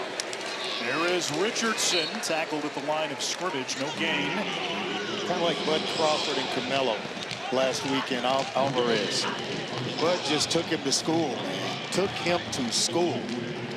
Well, the challenge for Tulsa tonight has been they get inside the 35. 4 scoring drives, 3 of them have ended with a field goal. They only have the 1 touchdown, and that is what is keeping Oklahoma State in the game. But what offsets that is time of possession. Hayes, incomplete for A.J. Allen. I think A.J. Allen thought he was getting the football there and really wasn't prepared to receive it. He had a crosser underneath I thought he could have gone to. That was a tight window to try to squeeze one into Allen. But they have lived in Oklahoma State territory in this one. 50% on 3rd down, 6 of 12 for the night. for Tulsa. Not to mention 3 for 3 on 4th.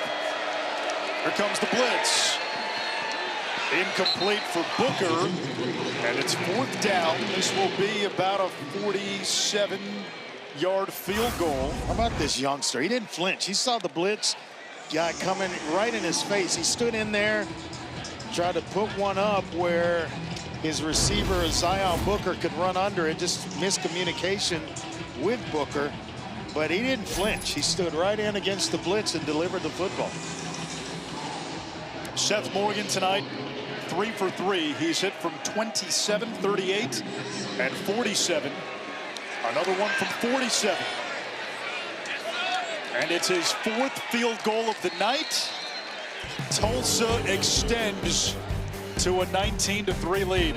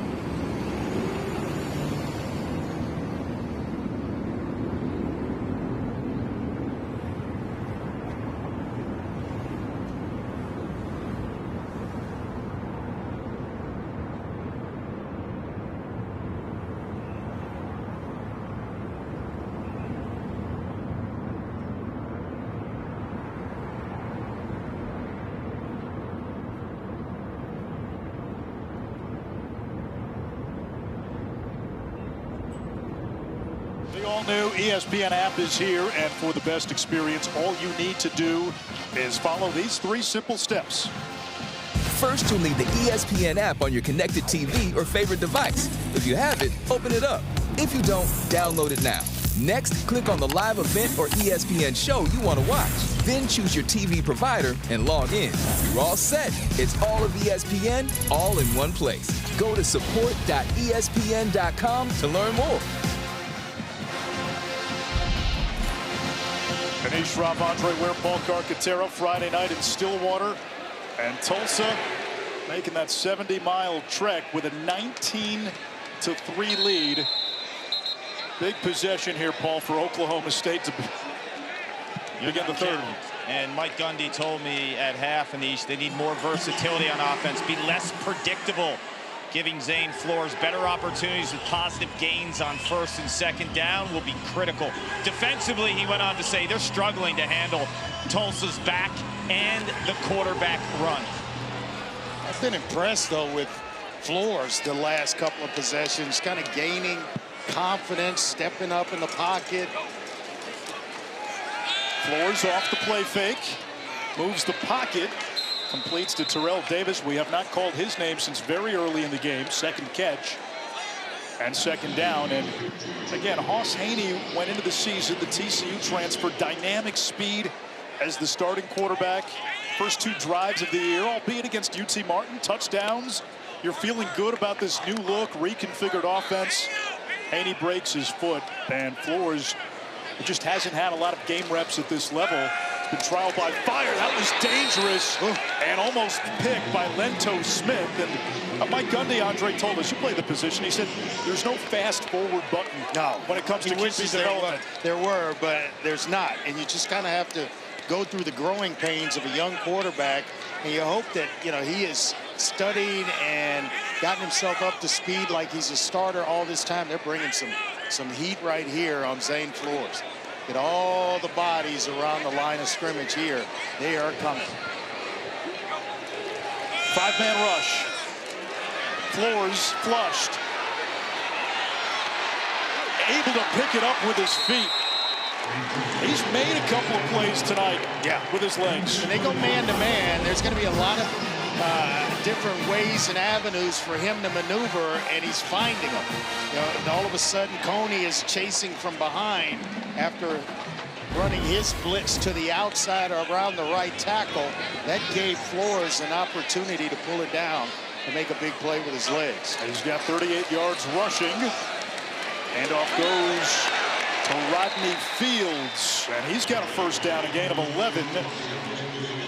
Oklahoma State into plus territory, and Zach Williams, one of the starting safeties for Tulsa, down. And he had a good play on a pass breakup earlier in the first half. Good player on the back end. He's just a sophomore, so he's got a lot of football to play at Tulsa. Media timeout. We'll step aside. 5 minutes gone by in the third.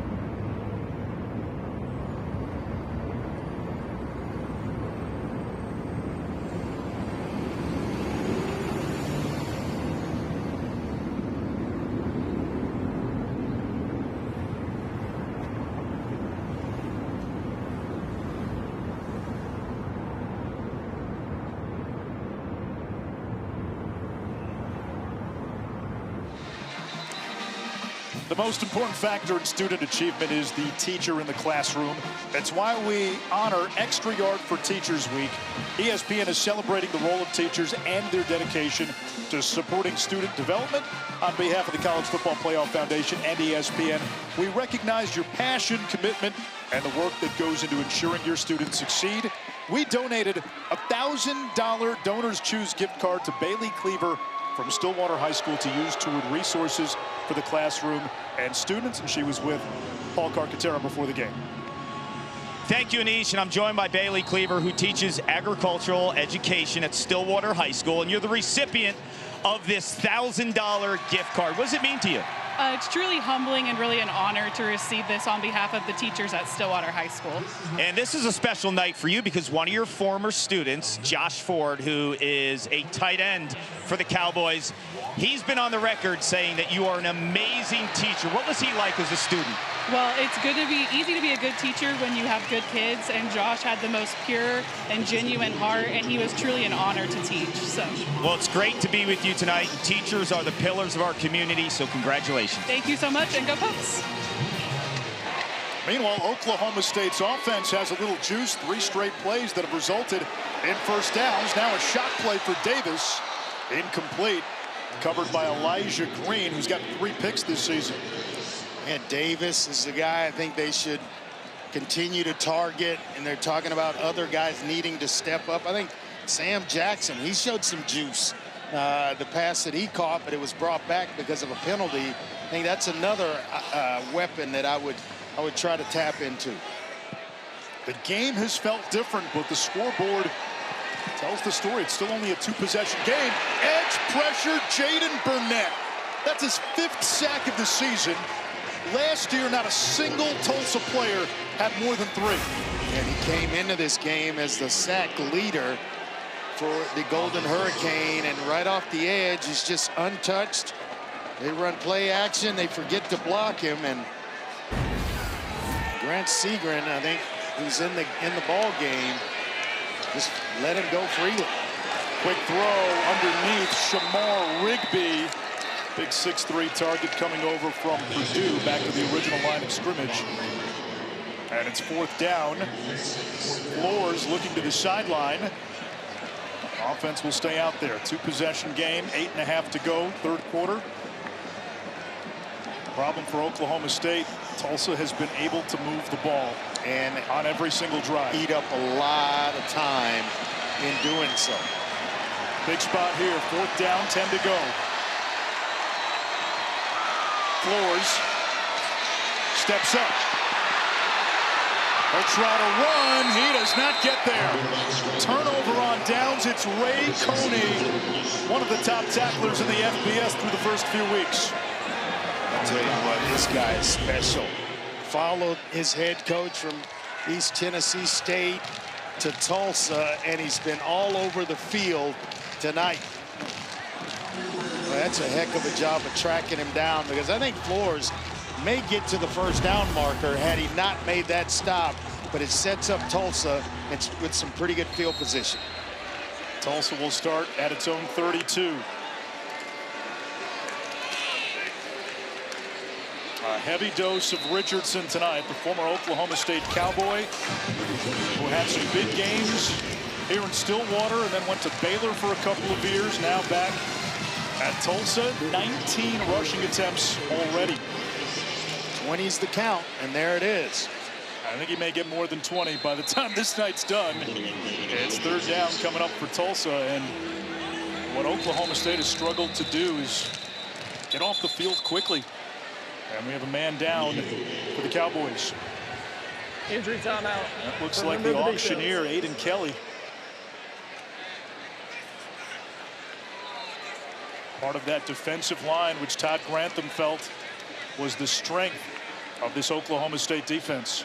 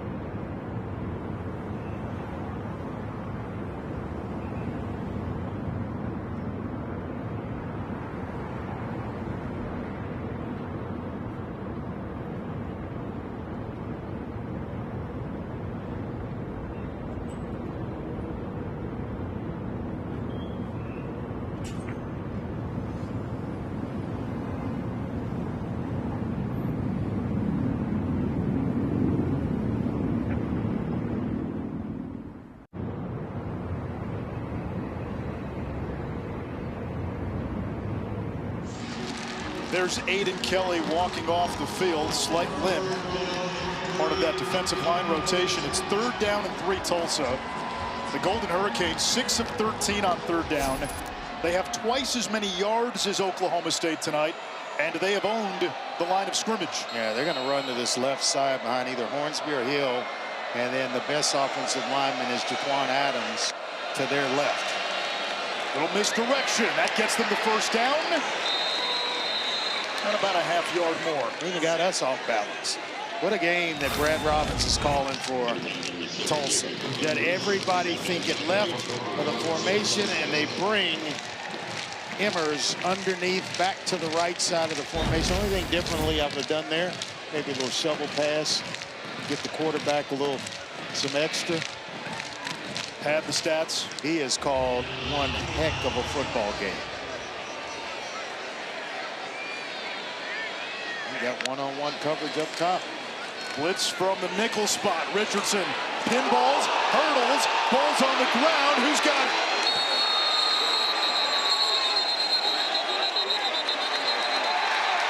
Oklahoma State football. And is that the play that swings the pendulum for the Cowboys? Dylan Smith covers it up. All they needed was a little bit of momentum. Let's see if the guys in the black uniforms can take advantage. Well, what a heck of a tackle by Parker Robertson to get to kind of upend Richardson. The ball goes on the turf. It looked as though a Tulsa player, Zion Booker, was going to come up with it, but it is indeed Oklahoma State football. Andre, you think of some of Mike Gundy's best teams in Stillwater. Maybe statistically in terms of yardage, not the best defensive numbers, but they were always able to get takeaways as Rodney Fields gets the call on 1st down and brings it inside the 40. Yeah, I like the idea of taking a shot when you get sudden change and you're already in plus yardage territory. You need a big play to kind of energize and boost this offense's confidence. An opportunity might have been missed there. On 2nd and 7. Right back to Fields. 2 yards shy of the marker. Coney, another tackle. Ray Coney came into the game averaging 12 tackles per game. Only Isaiah Chisholm of UCLA with a higher tackle per game average. Quick throw to the outside, and that's a 1st down. Cam Abshire, 1,000-yard receiver in the D2 ranks last year, but a flag. Personal foul, roughing the passer, defense, number 16. Penalties half the Things distance are to the goal. unraveling It'll be 1st down. slowly for this Tulsa group. All of a sudden, you get a roughing the passer, it's going to be about an additional 15 yards. And I would tell the officials on the basketball court, that's a play on. That's not a foul. Devin Robinson, who plays that hybrid nickel linebacker position, the star, called for roughing the passer. Oklahoma State inside its own 15. Deepest they've been in the ball game. Floors to the air. Out of the backfield, this is Freddie Brock the 4th for a yard. Freddie Brock got the start in the Oregon game 2 weeks ago. He's played at Maine as well as Georgia State, went for over 1,100 yards at both places. It's an offense that's still waiting for guys to seize certain roles. Who's the number 1 receiver? Who's the lead back? There's Brock. Tumbles inside the 10 to about the 8. 3rd down. Andre, 4-down territory? I think so, definitely. When you're down 19-3, you're looking for any kind of momentum. You are going to use all 4 of those babies if you have to. Quick throw. That's caught. It's Rigby. And he's going to be pulled down about a yard shy of the line to gain. 4th down at about a yard. Yeah, Elijah Green, he has got a very bright future, just a sophomore, but a long corner at 6'2", weighing in at about 195 pounds, a willing tackler, and he's great in coverage. He's Tulsa's best cover man. Kason Carpenter comes in as an eligible receiver. The handoff to Fields. Does he get there? Based on the spot, no, and Tulsa with a defensive stand. Wow, after a turnover, after the fumble by Richardson, you're asking your team, your defense, to step up and continue to do the job they've done all night long. 4th down and a yard, and they come up big. Coney's there again to help make the play right there in the middle. And linebacker reading things out, sorts it out, and he didn't give an inch. Tulsa now backed up. Richardson stood up. Wendell Gregory, forward progress gives him the 5. It's still a loss on the play. 2nd down. And you see Richardson with both hands on the football, making sure he doesn't make the same mistake twice. He's up to 22 carries, career high 27. That came with Oklahoma State as a freshman. He's now a 6th-year guy. Another carry for Richardson. Out to the 12, 3rd down. Oklahoma State embarrassed last time out 2 weeks ago, 69-3 against Oregon. Beat UT Martin in the opener. Ended last season with a 52-0 loss to Colorado. Good to see Brian McCoy Jr. back in the game. He left earlier with an injury. They go to the edge, and a great tackle in space by Trip White to deny Richardson. And for the first time tonight, Tulsa will punt. They see the punter, Angus Davies, trot onto the field. I thought maybe Richardson had a chance to outrace the defender to the 1st down marker, Trip White, but he elected to lower his shoulder and try to run over him, and was tackled well before the 1st down marker. The Australian Angus Davies just gets it away. Freeman retreating inside his own 35. And tackled at the 35. Davies flips the field. He had an 80-yard punt in the season opener. ABC College Football Saturday. Number 22 Auburn going to Oklahoma. Then you got Florida at number 4 Miami. Hurricanes, one of the teams holding up the ACC in the early going, and Florida needs a win. Tough go of late for Billy Napier. 2 losses already for the Gators. And DJ Lagway last time out 5 picks in the loss to LSU. Got to clean that up. give your team a chance to win. Like, I don't know a guy that could stay in the game pulling 5 of them. Backwards pass. Comes back to Flores, shakes the tackle. And chased down from behind, shy of the 40 by Byron Turner. So some gadget plays now by the Cowboys. Yeah, they're trying everything right now, trying to catch this Tulsa defense sleeping. And I tell you what,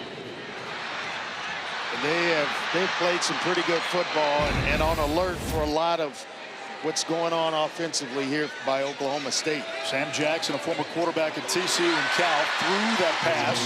That's a 1st down catch by Terrell Davis.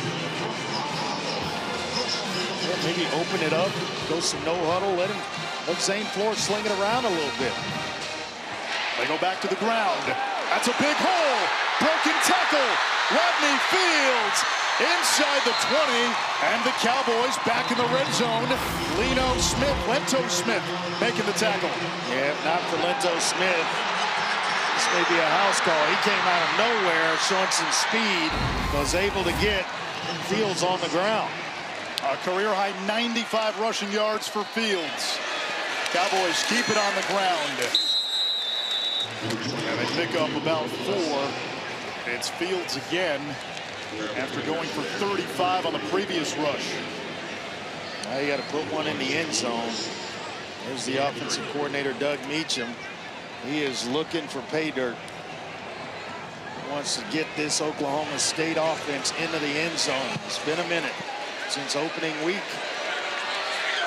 Meacham, an alum, Mike Gundy's former lineman in their playing days. Not much going on for Freddie Brock. Third down in the waning seconds of the third quarter. Field goals won't do it. They need a quick strike at some point to help them out. I know you made mention earlier it's a two-score game, but it just doesn't feel that way, the way Tulsa has kind of dominated this thing to this point. We go to the fourth quarter in Stillwater. Tulsa looking for its first win at Oklahoma State since 1951.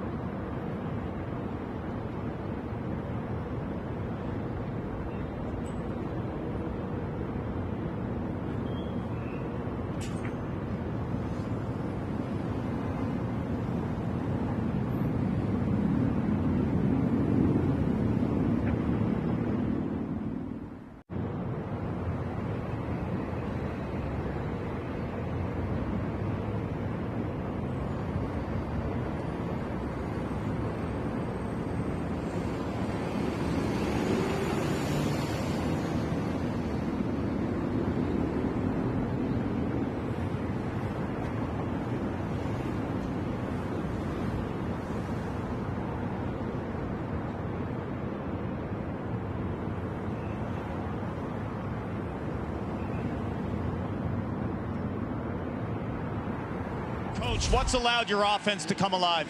Well, we picked it up a little bit and got a little better mix with the run pass. We just got to convert, you know. Like last time we were down there, we came up a little short.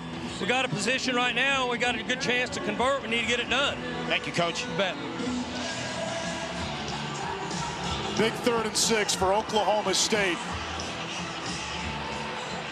They've been stopped on downs the last The last 2 times out, stopped on downs.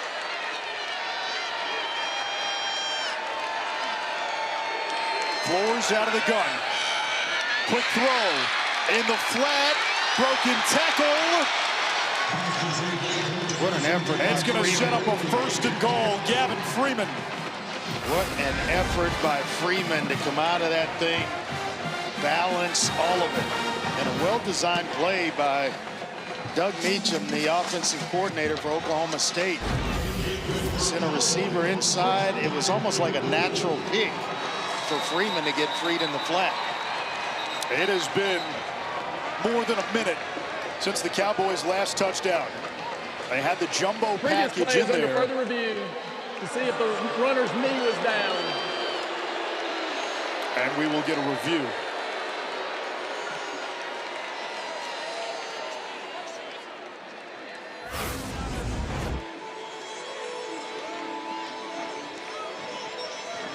I think they're reviewing his knee, and it was indeed down, shy of the 1st down marker. Anish, it is crystal clear with that last look. Let's bring in Matt Austin. Yeah, Anish, I think Andre. Yeah, I think Andre nailed it. His knee was definitely down. Looked like about the 6-yard line, so the ball will be placed maybe a little bit inside of that. But they're definitely going to bring this one back, and it's going to be 4th down.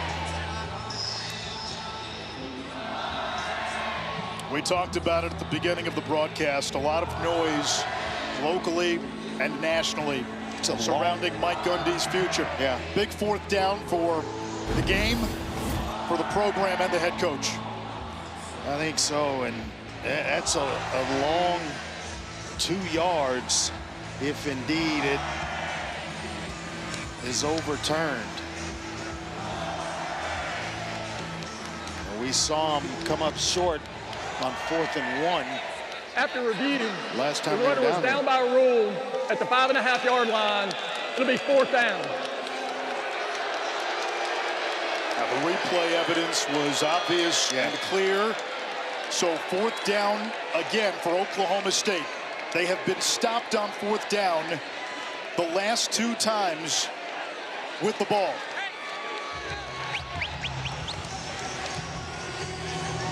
They need 2 touchdowns and 2 2-point conversions, but it starts with getting this yard. Rodney Fields at 99 yards rushing is the running back. Where do you go here, Andre? I may just go quarterback sneak and go mano a mano, but oh, my favorite formation, not.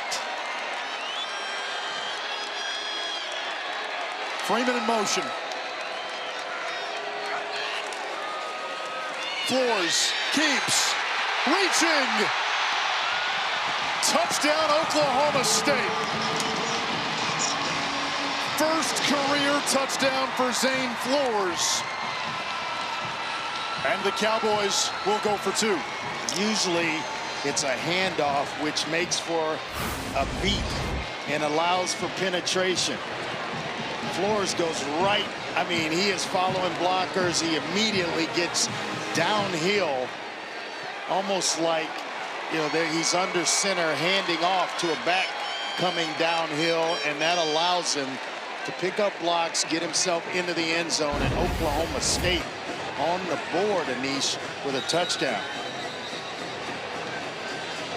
Previous plays, you know how much I can't stand the shotgun in short yardage situations. Now they're going to review to see if Flores was down before he crossed the goal line. Clearly had the line to gain, so worst case scenario, it's 1st and goal. Where's the ball when he goes down? Knee down. Matt Austin, that angle, it's tough to tell. Right here, is that enough to call the play back? Doesn't even feel like you could see the ball.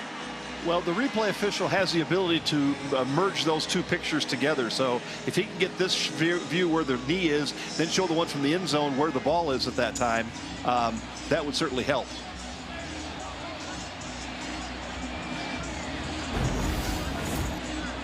You got a team at Oklahoma State, Andre. The breaks have been hard to come by, and Trey Lamb, the Tulsa head coach, told us if Tulsa makes this a 4-quarter game, he said now all of a sudden doubt starts creeping in. You know the Cowboys are dealing with a lot of noise. You know they're up against it, coming off a bad loss to Oregon. You try to match it up. Matt enough there to swing the call? Right there. Where's the ball? I really don't think so. I don't see clear and obvious evidence there. I think he's short, but that doesn't count. You got to be able to see the knee and the ball in relationship to the goal line. And remember, it was 4th and 1, so if they do take this touchdown off the board, it'll be 1st and goal to goal right at about the inch line.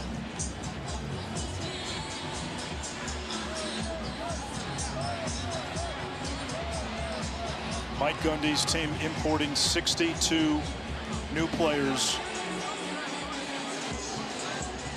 That's a lot. Plus a entirely new coaching staff.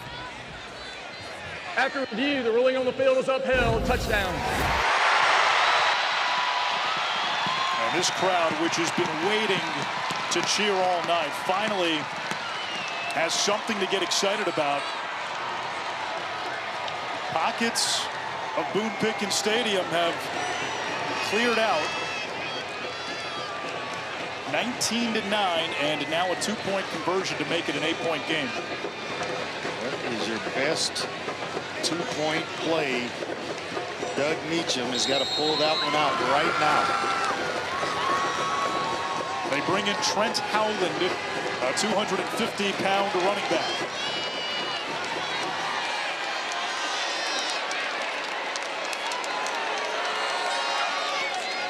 Low snap. Flores on the move. Throws it. Picked off in the end zone. And that makes it a 2-score game. Still plenty of time left. 14-14 to go in the 4th quarter. We had a lot of mayhem on Friday night a year ago. We might be in store for more here in Stillwater tonight.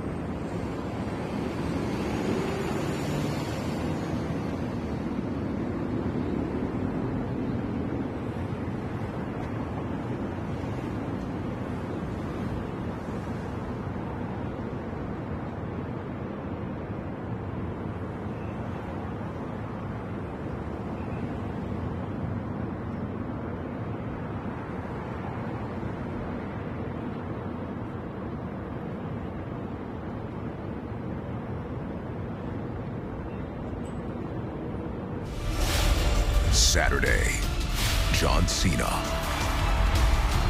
Brock Lesnar. The world will be watching. Stream WrestlePalooza on the ESPN app Saturday night.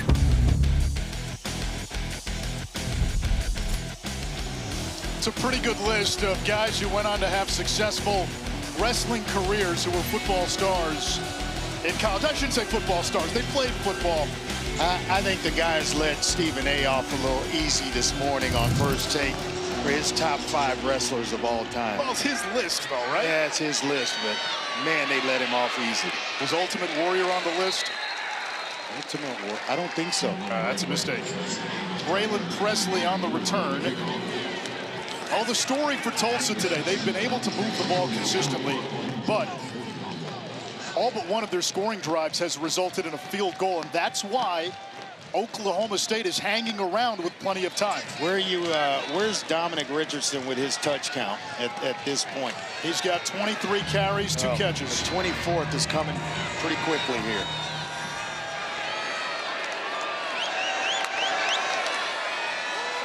There it is. With a jump cut, big seam, still going, has midfield and rumbling into Cowboy territory where Tulsa has lived tonight. Excellent job up front of run blocking and then sticking that left foot in the ground and making a nice cut right upfield is Dominic Richardson. Hey, put this team on your back is what he's saying. Hey, give it to me, give me the rock. I've got more than just a little bit left. I got a few more carries left in me. Up to 118 yards rushing, 5th career 100-yard game, 2nd with Tulsa. They go to the tight end, Foley. Cut down to the TFL. Robertson is the one guy who's made some plays in space for Oklahoma State. Yes, he is. He backed up. Terry Rucker last season has stepped in nicely and has filled those shoes. He's played a nice ball game tonight. Rockwall, Texas. 2-time captain, originally a walk-on.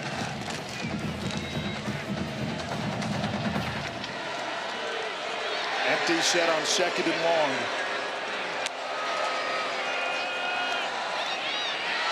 Hayes finds Zion Booker. And he sets Tulsa with a 3rd down and about 3. And Hayes is trying. Instances in this game, 2nd and long, 1st and long, and Tulsa able to get the chunk play. I knew Francis was out of this one, and the concussion. Hayes is trying to make it tough to turn those keys back over to Kirk Francis when he is indeed healthy and ready to go. He's playing a phenomenal game right now for Tulsa. 4-down territory for Tulsa. Hayes, the zone read, caper! Cale Smith with the TFL. And now the decision gets real for Trey Lamb. It's 4th down. Does a nice job and an excellent read, pulling it out because Trip White was there to take away Allen, the back, and that forced Hayes to keep it, but nowhere to go. That's a pretty good job of team defense overall for Oklahoma State. They bring in Angus Davies to punt. Now, Trey Lamb did tell us they do have a fake punt in the back pocket. Keep this one, keep that in mind. They are not afraid to run the fake. And plus yardage territory, it's calling for it. A flag. Delay of game, kicking team, 5-yard penalty, 4th down. I think that tells you the fake is off the that's table. That's more the setup, maybe? You're already thinking it's off. I'm not so sure just yet. You take it, you get Oklahoma State retreating to go block for the return. But are you giving them any momentum right now with a 10-point lead? Certainly would be. I'd go ahead and punt it, but just the fact that he told us it's in the game plan. Smart play. Let's see where they mark this one. At the 9-yard line. Oklahoma State still in this one, down 10 and with the ball.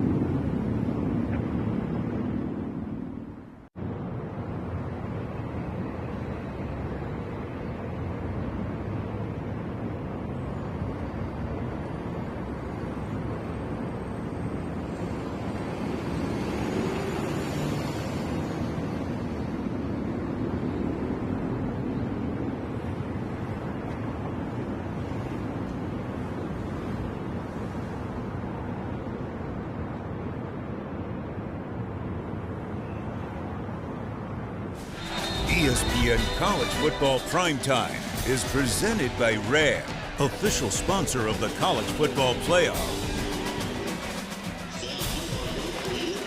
Tulsa's been unable to put Oklahoma State away. The Cowboys in desperate need of a win. It has been more than a year since Oklahoma State defeated an FBS opponent, and that was Tulsa, September 14th of last season. 0-9 in the Big 12 last year. Beat UT Martin to open the season, and then got vaporized by Oregon 2 weeks ago. Had a bye week. Starting quarterback Hoss Haney out indefinitely with a foot. Zane Flores making his second career start today. 16 out of 23. They didn't want him to have to be Superman today. Team down 10 here in the fourth quarter, looking for running room. And wiggles across the 15 to about the 18. Nice pickup on first down. Yeah, they talked about how Hoss Haney and his ability to make plays with his legs. And they said, hey, we just wish Flores was a little bit faster. He's been fast enough tonight in this one and making plays with his legs. 51 yards rushing. Low throw. And Fields had to go down to make the catch, but he does have enough. Yeah, he's got enough for the first down. And if you're Oklahoma State, you need more of this, moving the chains and two plays or so to get first downs. That way you're getting yourself down the field quickly, and then maybe mix in a big play in there. For Tulsa defensively, you can't give up big plays. And that's what led to the previous touchdown. Fields. He had a big game. A gain of a dozen. Over 100 yards. First career 100-yard game. Andre, we were here a couple of years ago. Oklahoma State was 2-2. They had lost at home to South Alabama coming off a bye. And remember, Mike Gundy reconfigured his offense, went pistol, and Ali Gordon was introduced to college football. That's Fields again, and they're giving Fields the opportunity. Ali Gordon still scoring touchdowns for the Dolphins last night. Yeah, or last night rather. So and they're giving Fields the opportunity to be the bell cow, the lead back in this offense, and really the focal point of this offense. He has really stepped up and answered the bell for this team, this offense. They're going to need more of it as we get closer to 9 minutes, but at some point, they need a splash play in this drive. Over the middle on the slant, broken tackle. And all the way to midfield. Terrell Davis, a gain of 17. Just super soft coverage in the zone by Tulsa. And early in the game, that was not there. Here comes Freddie Brock, the fourth. Rumbles inside the 45. Starting to see the entire offense play with a little more confidence. The offensive linemen poking their chest out a little bit. The backs running a little harder because there's a little bit more daylight in which to run to. And then Flores, he's playing better in the second half. Flores moving the pocket. Tony with the pressure, flag down. There's a hole coming. Certainly think is Schick, Bob Schick, the left guard, just grabbed a handful of jersey. Holding offense, number 76. 10-yard penalty, replay second down. I mean, just a handful of jersey. Got beaten early off the snap. And you'll see right there, just the left hand on the jersey, working against Byron Turner Jr., and that makes it tough. All that progress you make, and then you go 10 yards backwards. Only the third penalty on Oklahoma State, all on offense. Four-man rush, a check down to Brock. Broke the first tackle, and he's tackled at the 45, still lost a yard. It's going to bring up a third down and 15. 8:20 to go here in the fourth quarter, down by 2. And there's just what we haven't seen from Oklahoma State on defense. Just team tackle. William Alexander gets there first. Joe Yelly finishes things up. Flores steps up. Downfield, incomplete. threw it behind Davis, and now on 4th and 15. Let's see what Mike Gundy does. And Champ Lewis, the junior transfer from TCU, with pretty good coverage there. Oklahoma State will punt. There's some good things that you're getting from Flores. I mean, that stepping up, not trying to go around protection, keeping his eyes down the field, and just unable to connect with Terrell Davis. 5th punt of the game for West Paul. 19th punt of the season. And the penalty. They were rolling until the holding penalty by Schick. Booker lets this one bounce. It takes a Cowboy bounce and downed inside the 5-yard line. Tulsa's offense back to work after a 51-yard kick.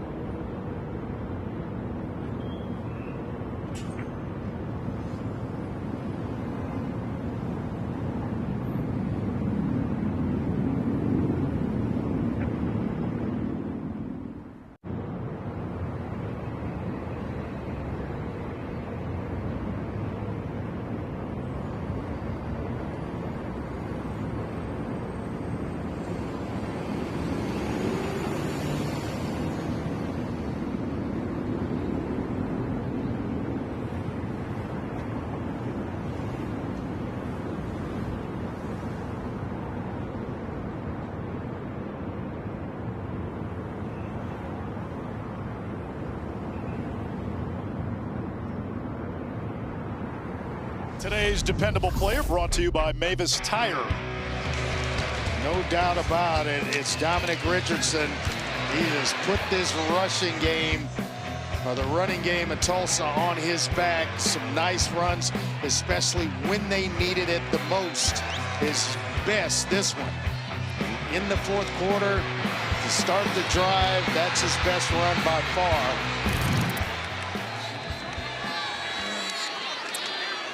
On 1st down, Richardson falls across the 10. Oklahoma State has been better defensively in the 2nd half. Is it as simple as they haven't missed as many tackles?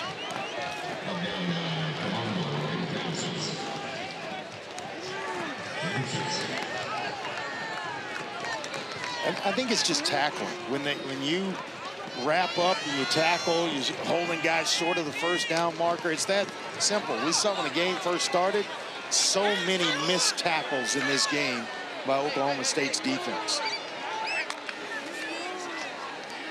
Hayes on 2nd down. Little check down pass, didn't have enough helium, and it's 3rd down. And boy, if Oklahoma State can get a 3 and out, get the ball back. There were fans heading for the exits. 7:04, 10-point game. College football, we have seen wilder things. There's plenty of time left. We have the 2-minute timeout yet to appear. So there's 3 timeouts for Oklahoma State as well as the 2-minute timeout. That's an eternity in college football.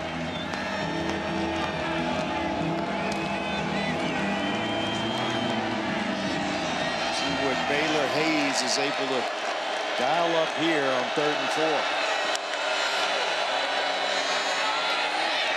Hayes throws incomplete. Threw it behind his target. And it's 4th down, a 3 and out for Tulsa. The thing about it is we just talked about how do they get back in it. Well, incompletions and stopping the clock will get you back into the ball game as well, save you a lot of time. And it's almost best there to just run the football. I know you're trying to pick up the 1st down, but you want something high percentage rather than what we refer to as a fade stop. Davies with the punt. It takes a Cowboy bounce. Oklahoma State with excellent starting field position. So after Tulsa scored on 4 of its first 5 drives in the opening half, they've now punted 3 straight times. Zane Flores, with his team down by 10 at the controls, 6:49 remaining. This was a young man who at one point was elevated to QB2 last year. Decided to have surgery on his foot, an issue that had bothered him since high school, and it wasn't long after he had the surgery, the starting quarterback Garrett Rangel broke his collarbone, and Oklahoma State had to go back to Alan Bowman. Flores may have gotten a chance. On the quick slant, he's got Fitzpatrick across midfield.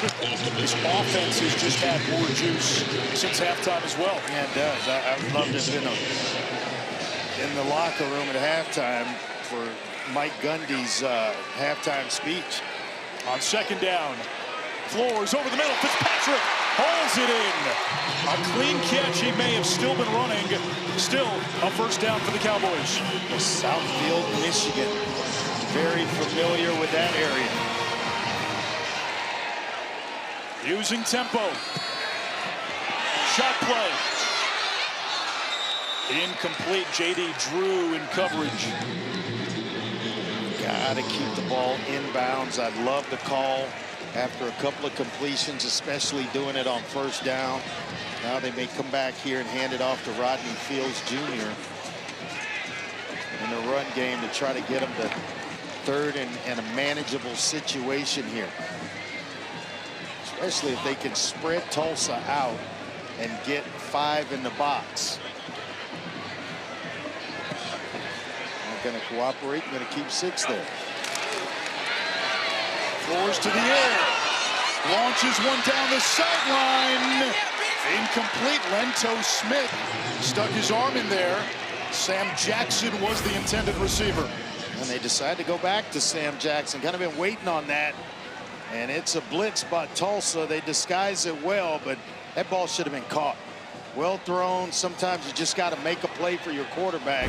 And in my eyes, if you get your hands on it, make the catch. 3 of 12 on 3rd down. Fields motions out. Pressure. Flores is hit.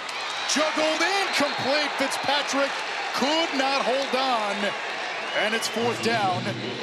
That's that long corner we're talking about. Elijah Green into the short side of the field. He's up a little bit closer this time in press coverage. He gets a nice move. Fitzpatrick throws a nice move to get separation, but you got to finish it. Now you kick a field goal. It makes it a 7-point game if Logan Ward can connect. His range is up to 55. Should not be a problem for Logan Ward. Just inside 50, a 49-yarder.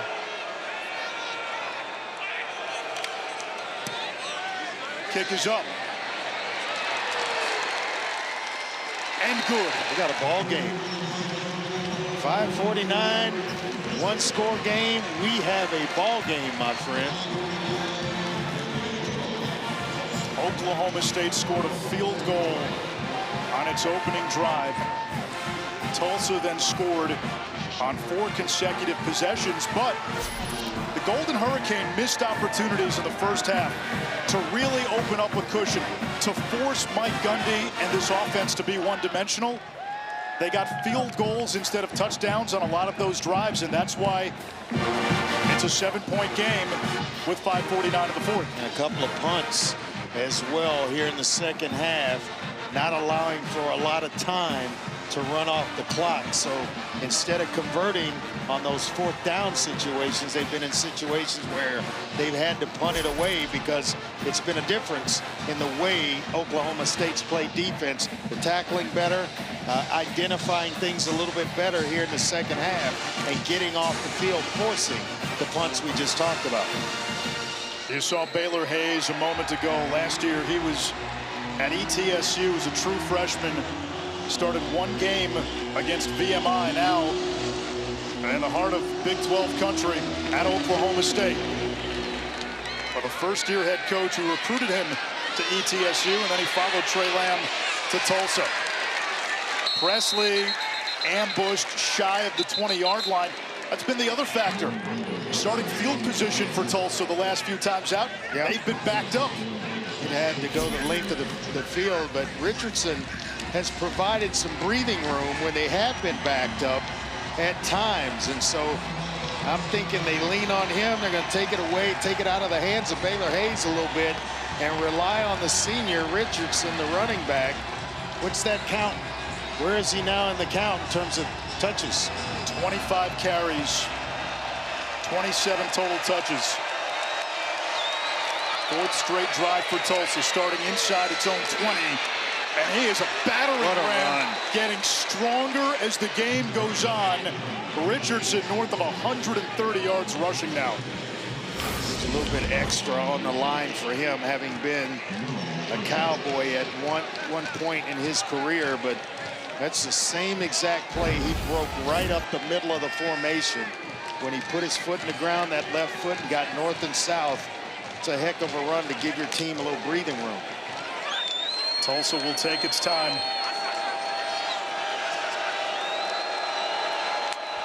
The tight end Foley in motion. They keep it on the ground and out to about the 31-yard line. Go back to the huddle. If you're Richardson, you tell Foley, hey, either block somebody or get out of the way, but don't spectate. Boy, 27 carries for 138 for SMU TCU. Oh, yeah? That one always has some fireworks, right? Iron Skillet, rivalry game. Game there's directly connected to recruits in the Dallas-Fort Worth area. Especially now that SMU flies under a power conference banner. Hayes has some room to run if he gets the edge. He does. Kelly couldn't catch up to him, and Hayes slides down inbounds shy of midfield. We saw Aiden Kelly limp off the field earlier, just couldn't get far enough to close in on Baylor Hayes. Smart play with a lead, you're going to stay in bounds, and the auctioneer, Aiden Kelly, could not catch him. Shorts and all. At what point, if you're Oklahoma State, do you start thinking about using timeouts? Well, I think it's fastly approaching. You get to about 3 minutes and a new set of downs, I think you start to utilize them. Then you want to save them for the offense with it being a one-score game, but you may be forced to take them if... What about now? You stopped him for 3 yards on first down. I like the timeout here. Timeout. Oklahoma State, please reset the game clock to 3 minutes and 30 seconds. That's their first timeout of the second half. Man's coached a lot of football and a lot of successful games. He knows exactly, he's been in this position before, and knows exactly what buttons to push and when to push. He told us that. He did not shy away from the questions we asked him earlier this week about the noise and the speculation about his future, he said, listen, I'm still a football coach. I can do this job at a high level. He believes in himself. He made some changes in the offseason. He felt Oklahoma State had to reconfigure and recalibrate its approach. Made the headlines last week when he talked about the disparity in money between Oregon and Oklahoma State. Yes, they were slow to NIL and the transfer portal, but we've seen Mike Gundy do this before. 21 seasons at the helm in Stillwater. It's almost unheard of. Second down and 8. Handoff to Presley, another former Cowboy. Now it's 3rd and 2, and if you're Tulsa, they told us they didn't come here to be close.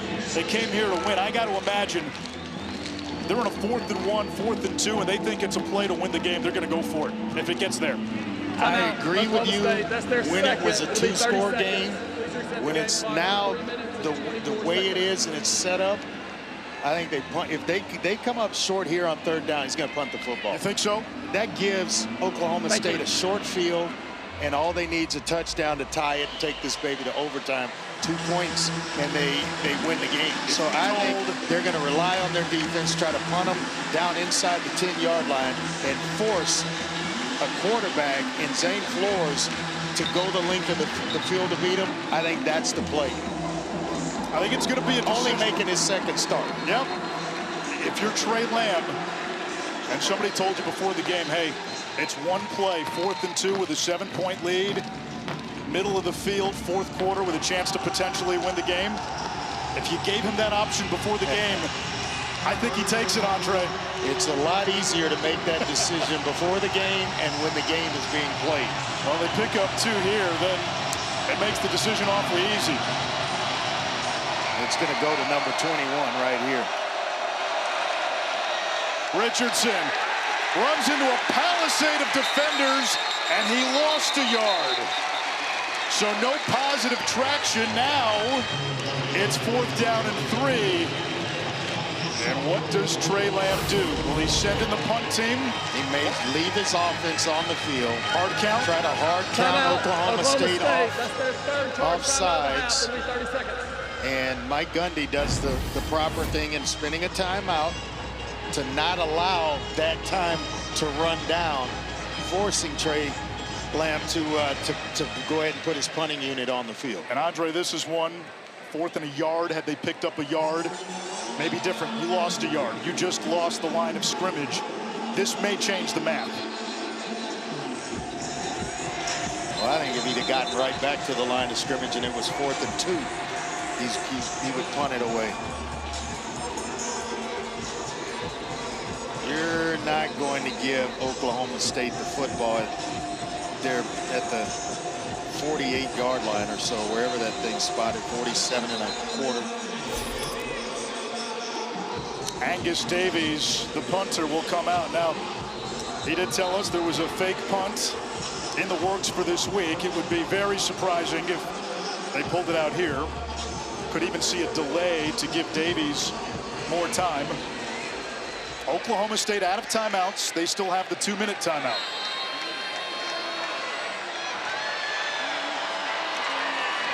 There's the punt. Fair catch called for, made by Freeman near the 10-yard line. 3:13 to go. Cowboys out of timeouts. The only way the clock stops is that 2-minute timeout that I've been howling about for the last couple of minutes. Zane Flores and this Oklahoma State offense have come out of their slumber in the 2nd half. Been impressed with him making his 2nd start. I think I'm more impressed with his ability to make plays with his legs that they didn't feel he could do on a consistent basis unless things were wide open. He's been tough. He's shown some grit, and he's made some plays. Let's see if he's got a couple more to lead his team down the field and maybe tie this thing up. 3:13 to go. Flores over the middle, has a receiver. It's Will Money. Big first down, big chunk play to get the drive started. Second catch of the year for Will Money. And a nice throw, time-wise, by Flores. Flores launches, got a lot of contact. Incomplete. Looked like Champ Lewis was tugging on the jersey of Cam Abshire, and no flag. They got some good-looking defensive backs in this program at Tulsa. He's got a handful of jersey. That's interference all day long. Easy interference call. How do you not call that holding at the least? Got away with one there, Champ Lewis. 2:48 left.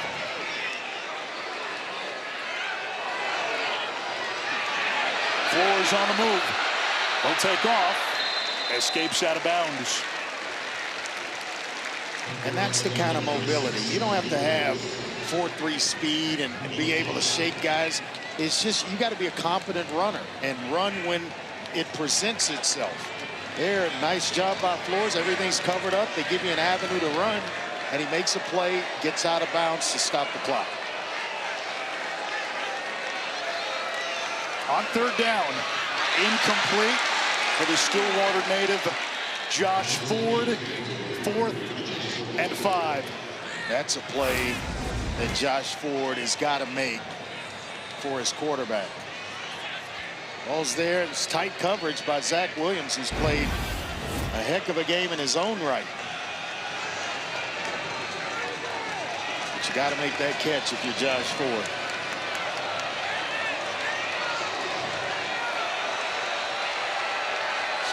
Here we go. There's the blitz. Flores off his back foot, underthrew it. He had Fields open. Tulsa takes over on downs. And I mean wide open, Anish. Oh my goodness. How Ford slips out, and he's unaccounted for because of the blitz. You got the guy's coming. The linebacker gets picked off, and he is wide open. Hudson Ball had the responsibility of peeling off and taking Rodney Fields. It's the bad throw there by Flores and a bad time to have one. And you can only imagine what's going through Mike Gundy's head. 2:16 left. There's still the 2-minute timeout. This play will get us there. Richardson, the bell cow. That will take us down to the 2-minute timeout. No more timeouts for Oklahoma State. Tulsa on the verge of its first win against the Cowboys since 1998, and their first win in Stillwater since '51. Well, the noise might be growing around Mike Gundy.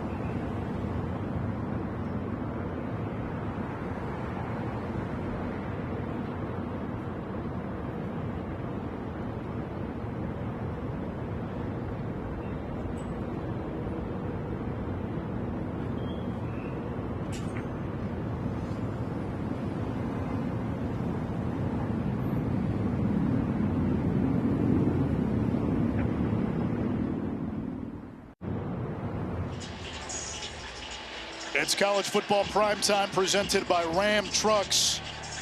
We have crossed the 2-minute timeout. Tulsa has the ball. It's second down, 6 to go. And no timeouts left for Oklahoma State. A first down ends this. Dominic Richardson. Dangerous snap. And Hayes wrestled down at the line of scrimmage. Smart play by Hayes. Hey, third down. You get a bad snap and it's high. You go the timing is gone. So you get what you can get, protect the football, and get down. I am betting everything in my pocket right now, which isn't much, that was a handoff meant for Richardson. And when the timing is thrown off and you've saved the day by reeling in a high snap, now you just get what you can get and protect the football. Lamb right next to the official. Looks like he's watching the clock to use a timeout. And he does with 1 second on the play clock. Timeout. 1:17 Tulsa, left. that's their first. It'll be 30 seconds. WrestlePalooza, our first WWE premium live event.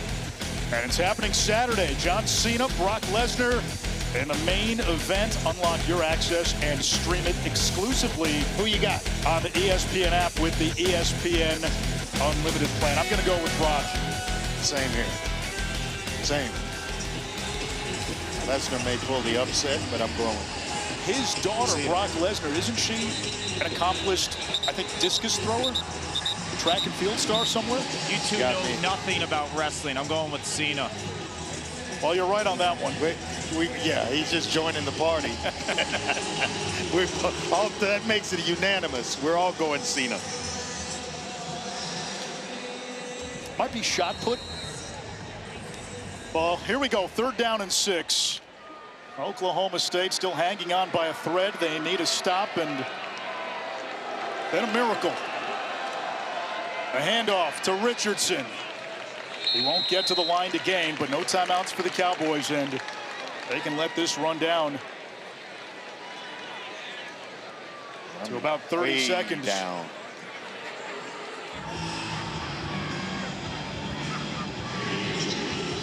If Oklahoma State loses tonight, the noise around Mike Gundy will surely amplify. This was a game that, coming off a bye, I think Cowboy Nation looked at and said, it's a chance to get right.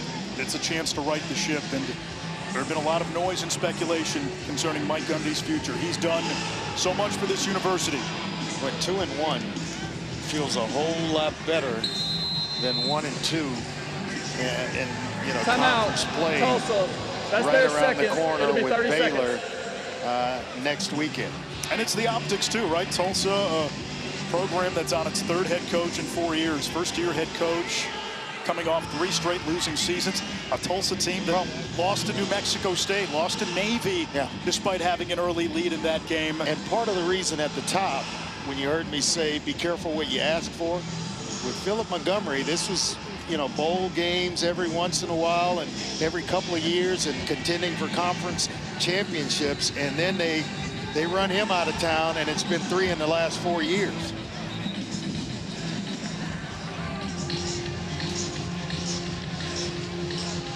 Well, that's going to be the conversation piece nationally, certainly locally, in the aftermath of this game.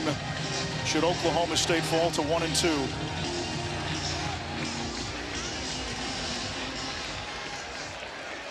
They're going to try a field goal here to make it a 22-12 game. This is a 50-yarder for Seth Morgan, who has made 4 tonight.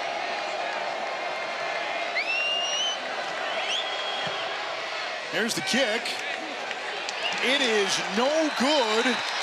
Still 26 seconds to go. Now, Oklahoma State doesn't have any timeouts, but that missed field goal gives the Cowboys a much, much shorter field to work with instead of maybe being backed up at the 20-yard line or worse, had you punted. Punt it, let it go. You know, you're basically telling your punter, do not punt it to the return man. It goes out of bounds. We play and live with the ball wherever it's spotted down around the 10, 15-yard line, so whatever it was. But this is a whole different deal. The door is still ajar, 26 seconds, but no timeouts. Flores throwing to the sideline. Incomplete. No, it is a catch. They call it a catch. They call it a catch. And out of bounds where it's going to stop the clock. Let's see if he indeed is able to get 1 foot down. Yes, sir. One-handed catch. Does he survive the ground? Ball looked like it came out. That is a reviewable play, but we get the play off, and now we get the whistle. Yeah, we get the buzz down. And prior to the snap, the replay came in to buzz us to check to see if there was a completed catch on the previous play. Let's bring in our rules analyst, Matt Austin. Matt, surviving the ground is a part of this. What do you see? Yes, it is. He definitely has to survive the ground. It did look like the ball. I mean, it was a great catch. He did 1 foot down, had the ball in one hand. If he just could have brought that ball into both hands, I think he would have secured it. But since it was loose like that, it did look like it came loose when he hit the ground. So they're going to overturn that to incomplete pass. Oh, what an effort, though, Matt. I mean, as you mentioned, that's a converted quarterback, Sam Jackson. Yes. But from that other angle, you see the ball hit the ground, roll around, and then back into his chest. No. Jackson played quarterback at a couple of power conference schools in Cal and TCU. Then Auburn last year moved him to wide receiver. What a catch. No, what an effort, though. Can't call it a catch, but what an effort.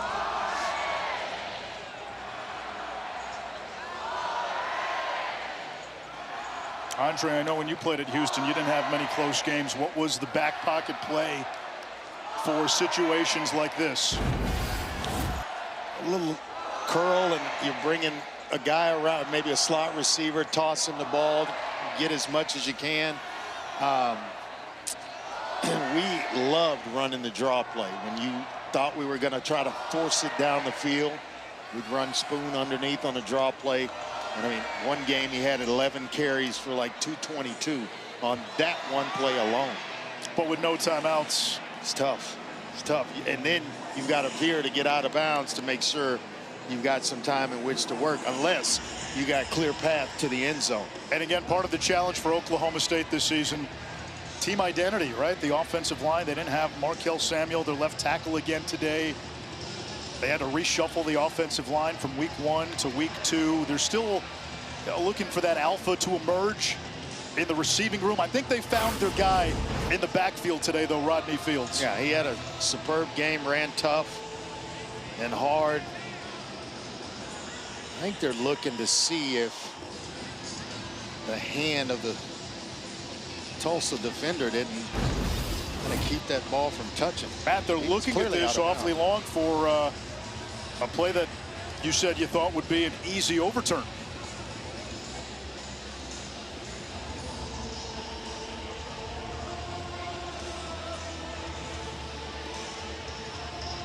One hand all the way through the process, that's one of the best catches I've ever seen. But unless the replay official can see the ball separate from the hand, clear and obviously, then he's going to have to uphold this call. The ball can touch the ground, it just can't come loose. You cannot use the ground essentially as a third hand. That's correct. And can you really tell that he didn't?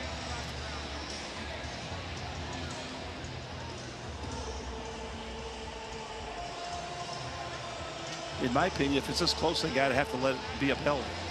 Well, they've looked at it for a long time now. This much time on it. I'm with Matt now. I think this may hold up here. Now, before this season, you had confirmed in stands. Now it's just upheld.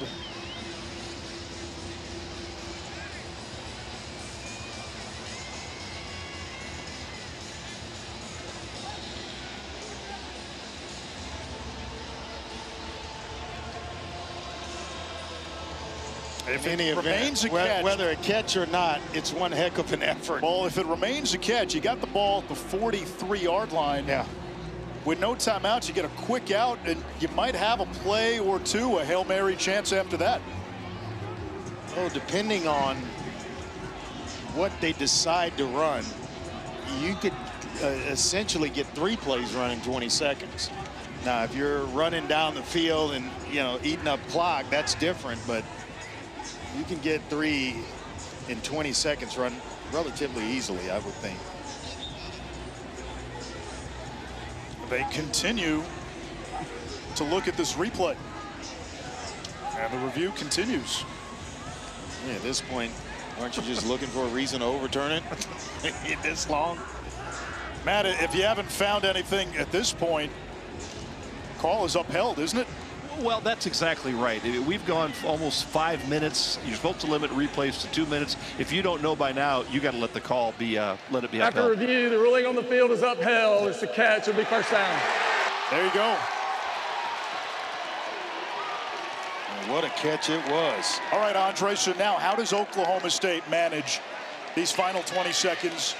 Ball on the 43, no timeouts. Well, with no timeouts, that makes it tough. But you've got to try to spin it to the edges. You got a quick out situation here with a slot in the bottom of the screen. They don't choose to go there. Go over the middle. Fields has to get the first down. He does inside the 45. Now you got to get set. Momentarily stops the clock. And don't move players. There you go. Spike, and now the spike. With 11 seconds left. So you're going to get at least 2 more plays run before this thing's over. Tulsa has got to make sure that they're tackling and tackling well, because somebody comes out of a tackle and gets loose, then you may have a problem on your hands. But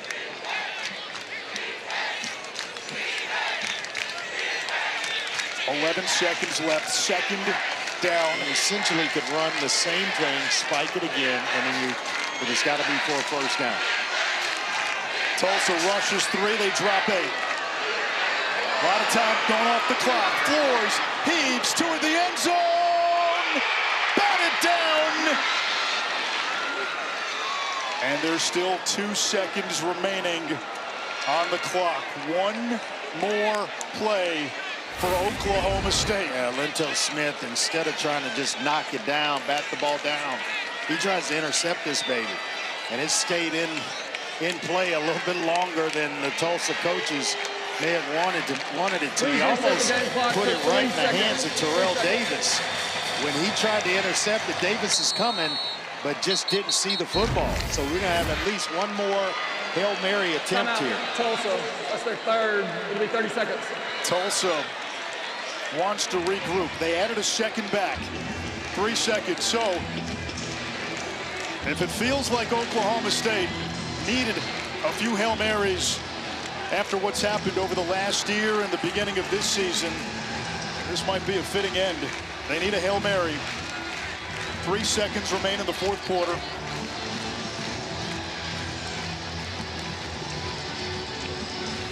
Been a tough last year and a change for Mike Gundy in Stillwater. Well, one thing's for sure, Zane Flores can get the ball to the end zone.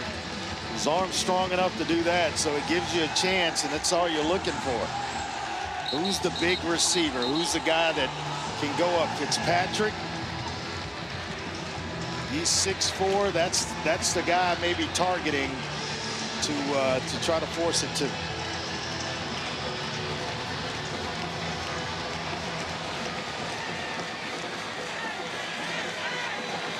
Here we go.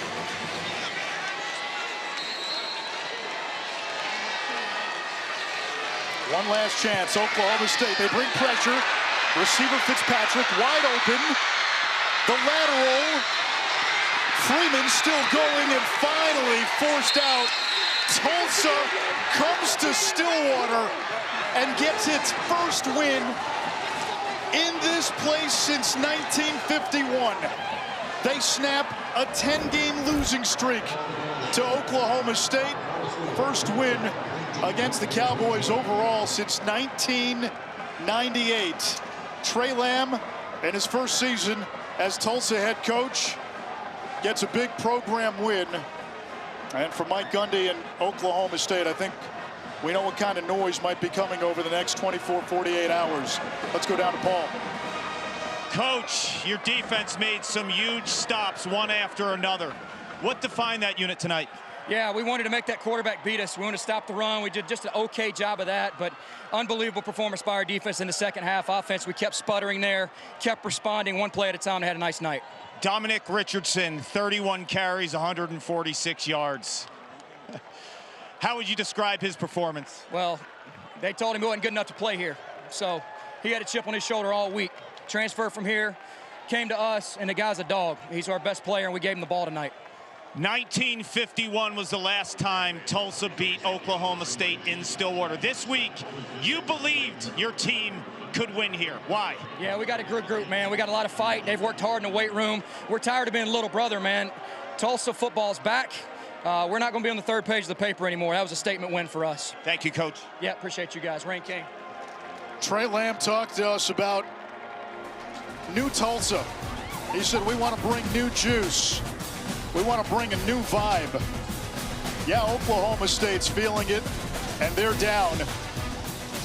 Tulsa, the boys from 70 miles up the turnpike landed a haymaker in Stillwater tonight. Time for SportsCenter now. David Lloyd and Ryan Smith.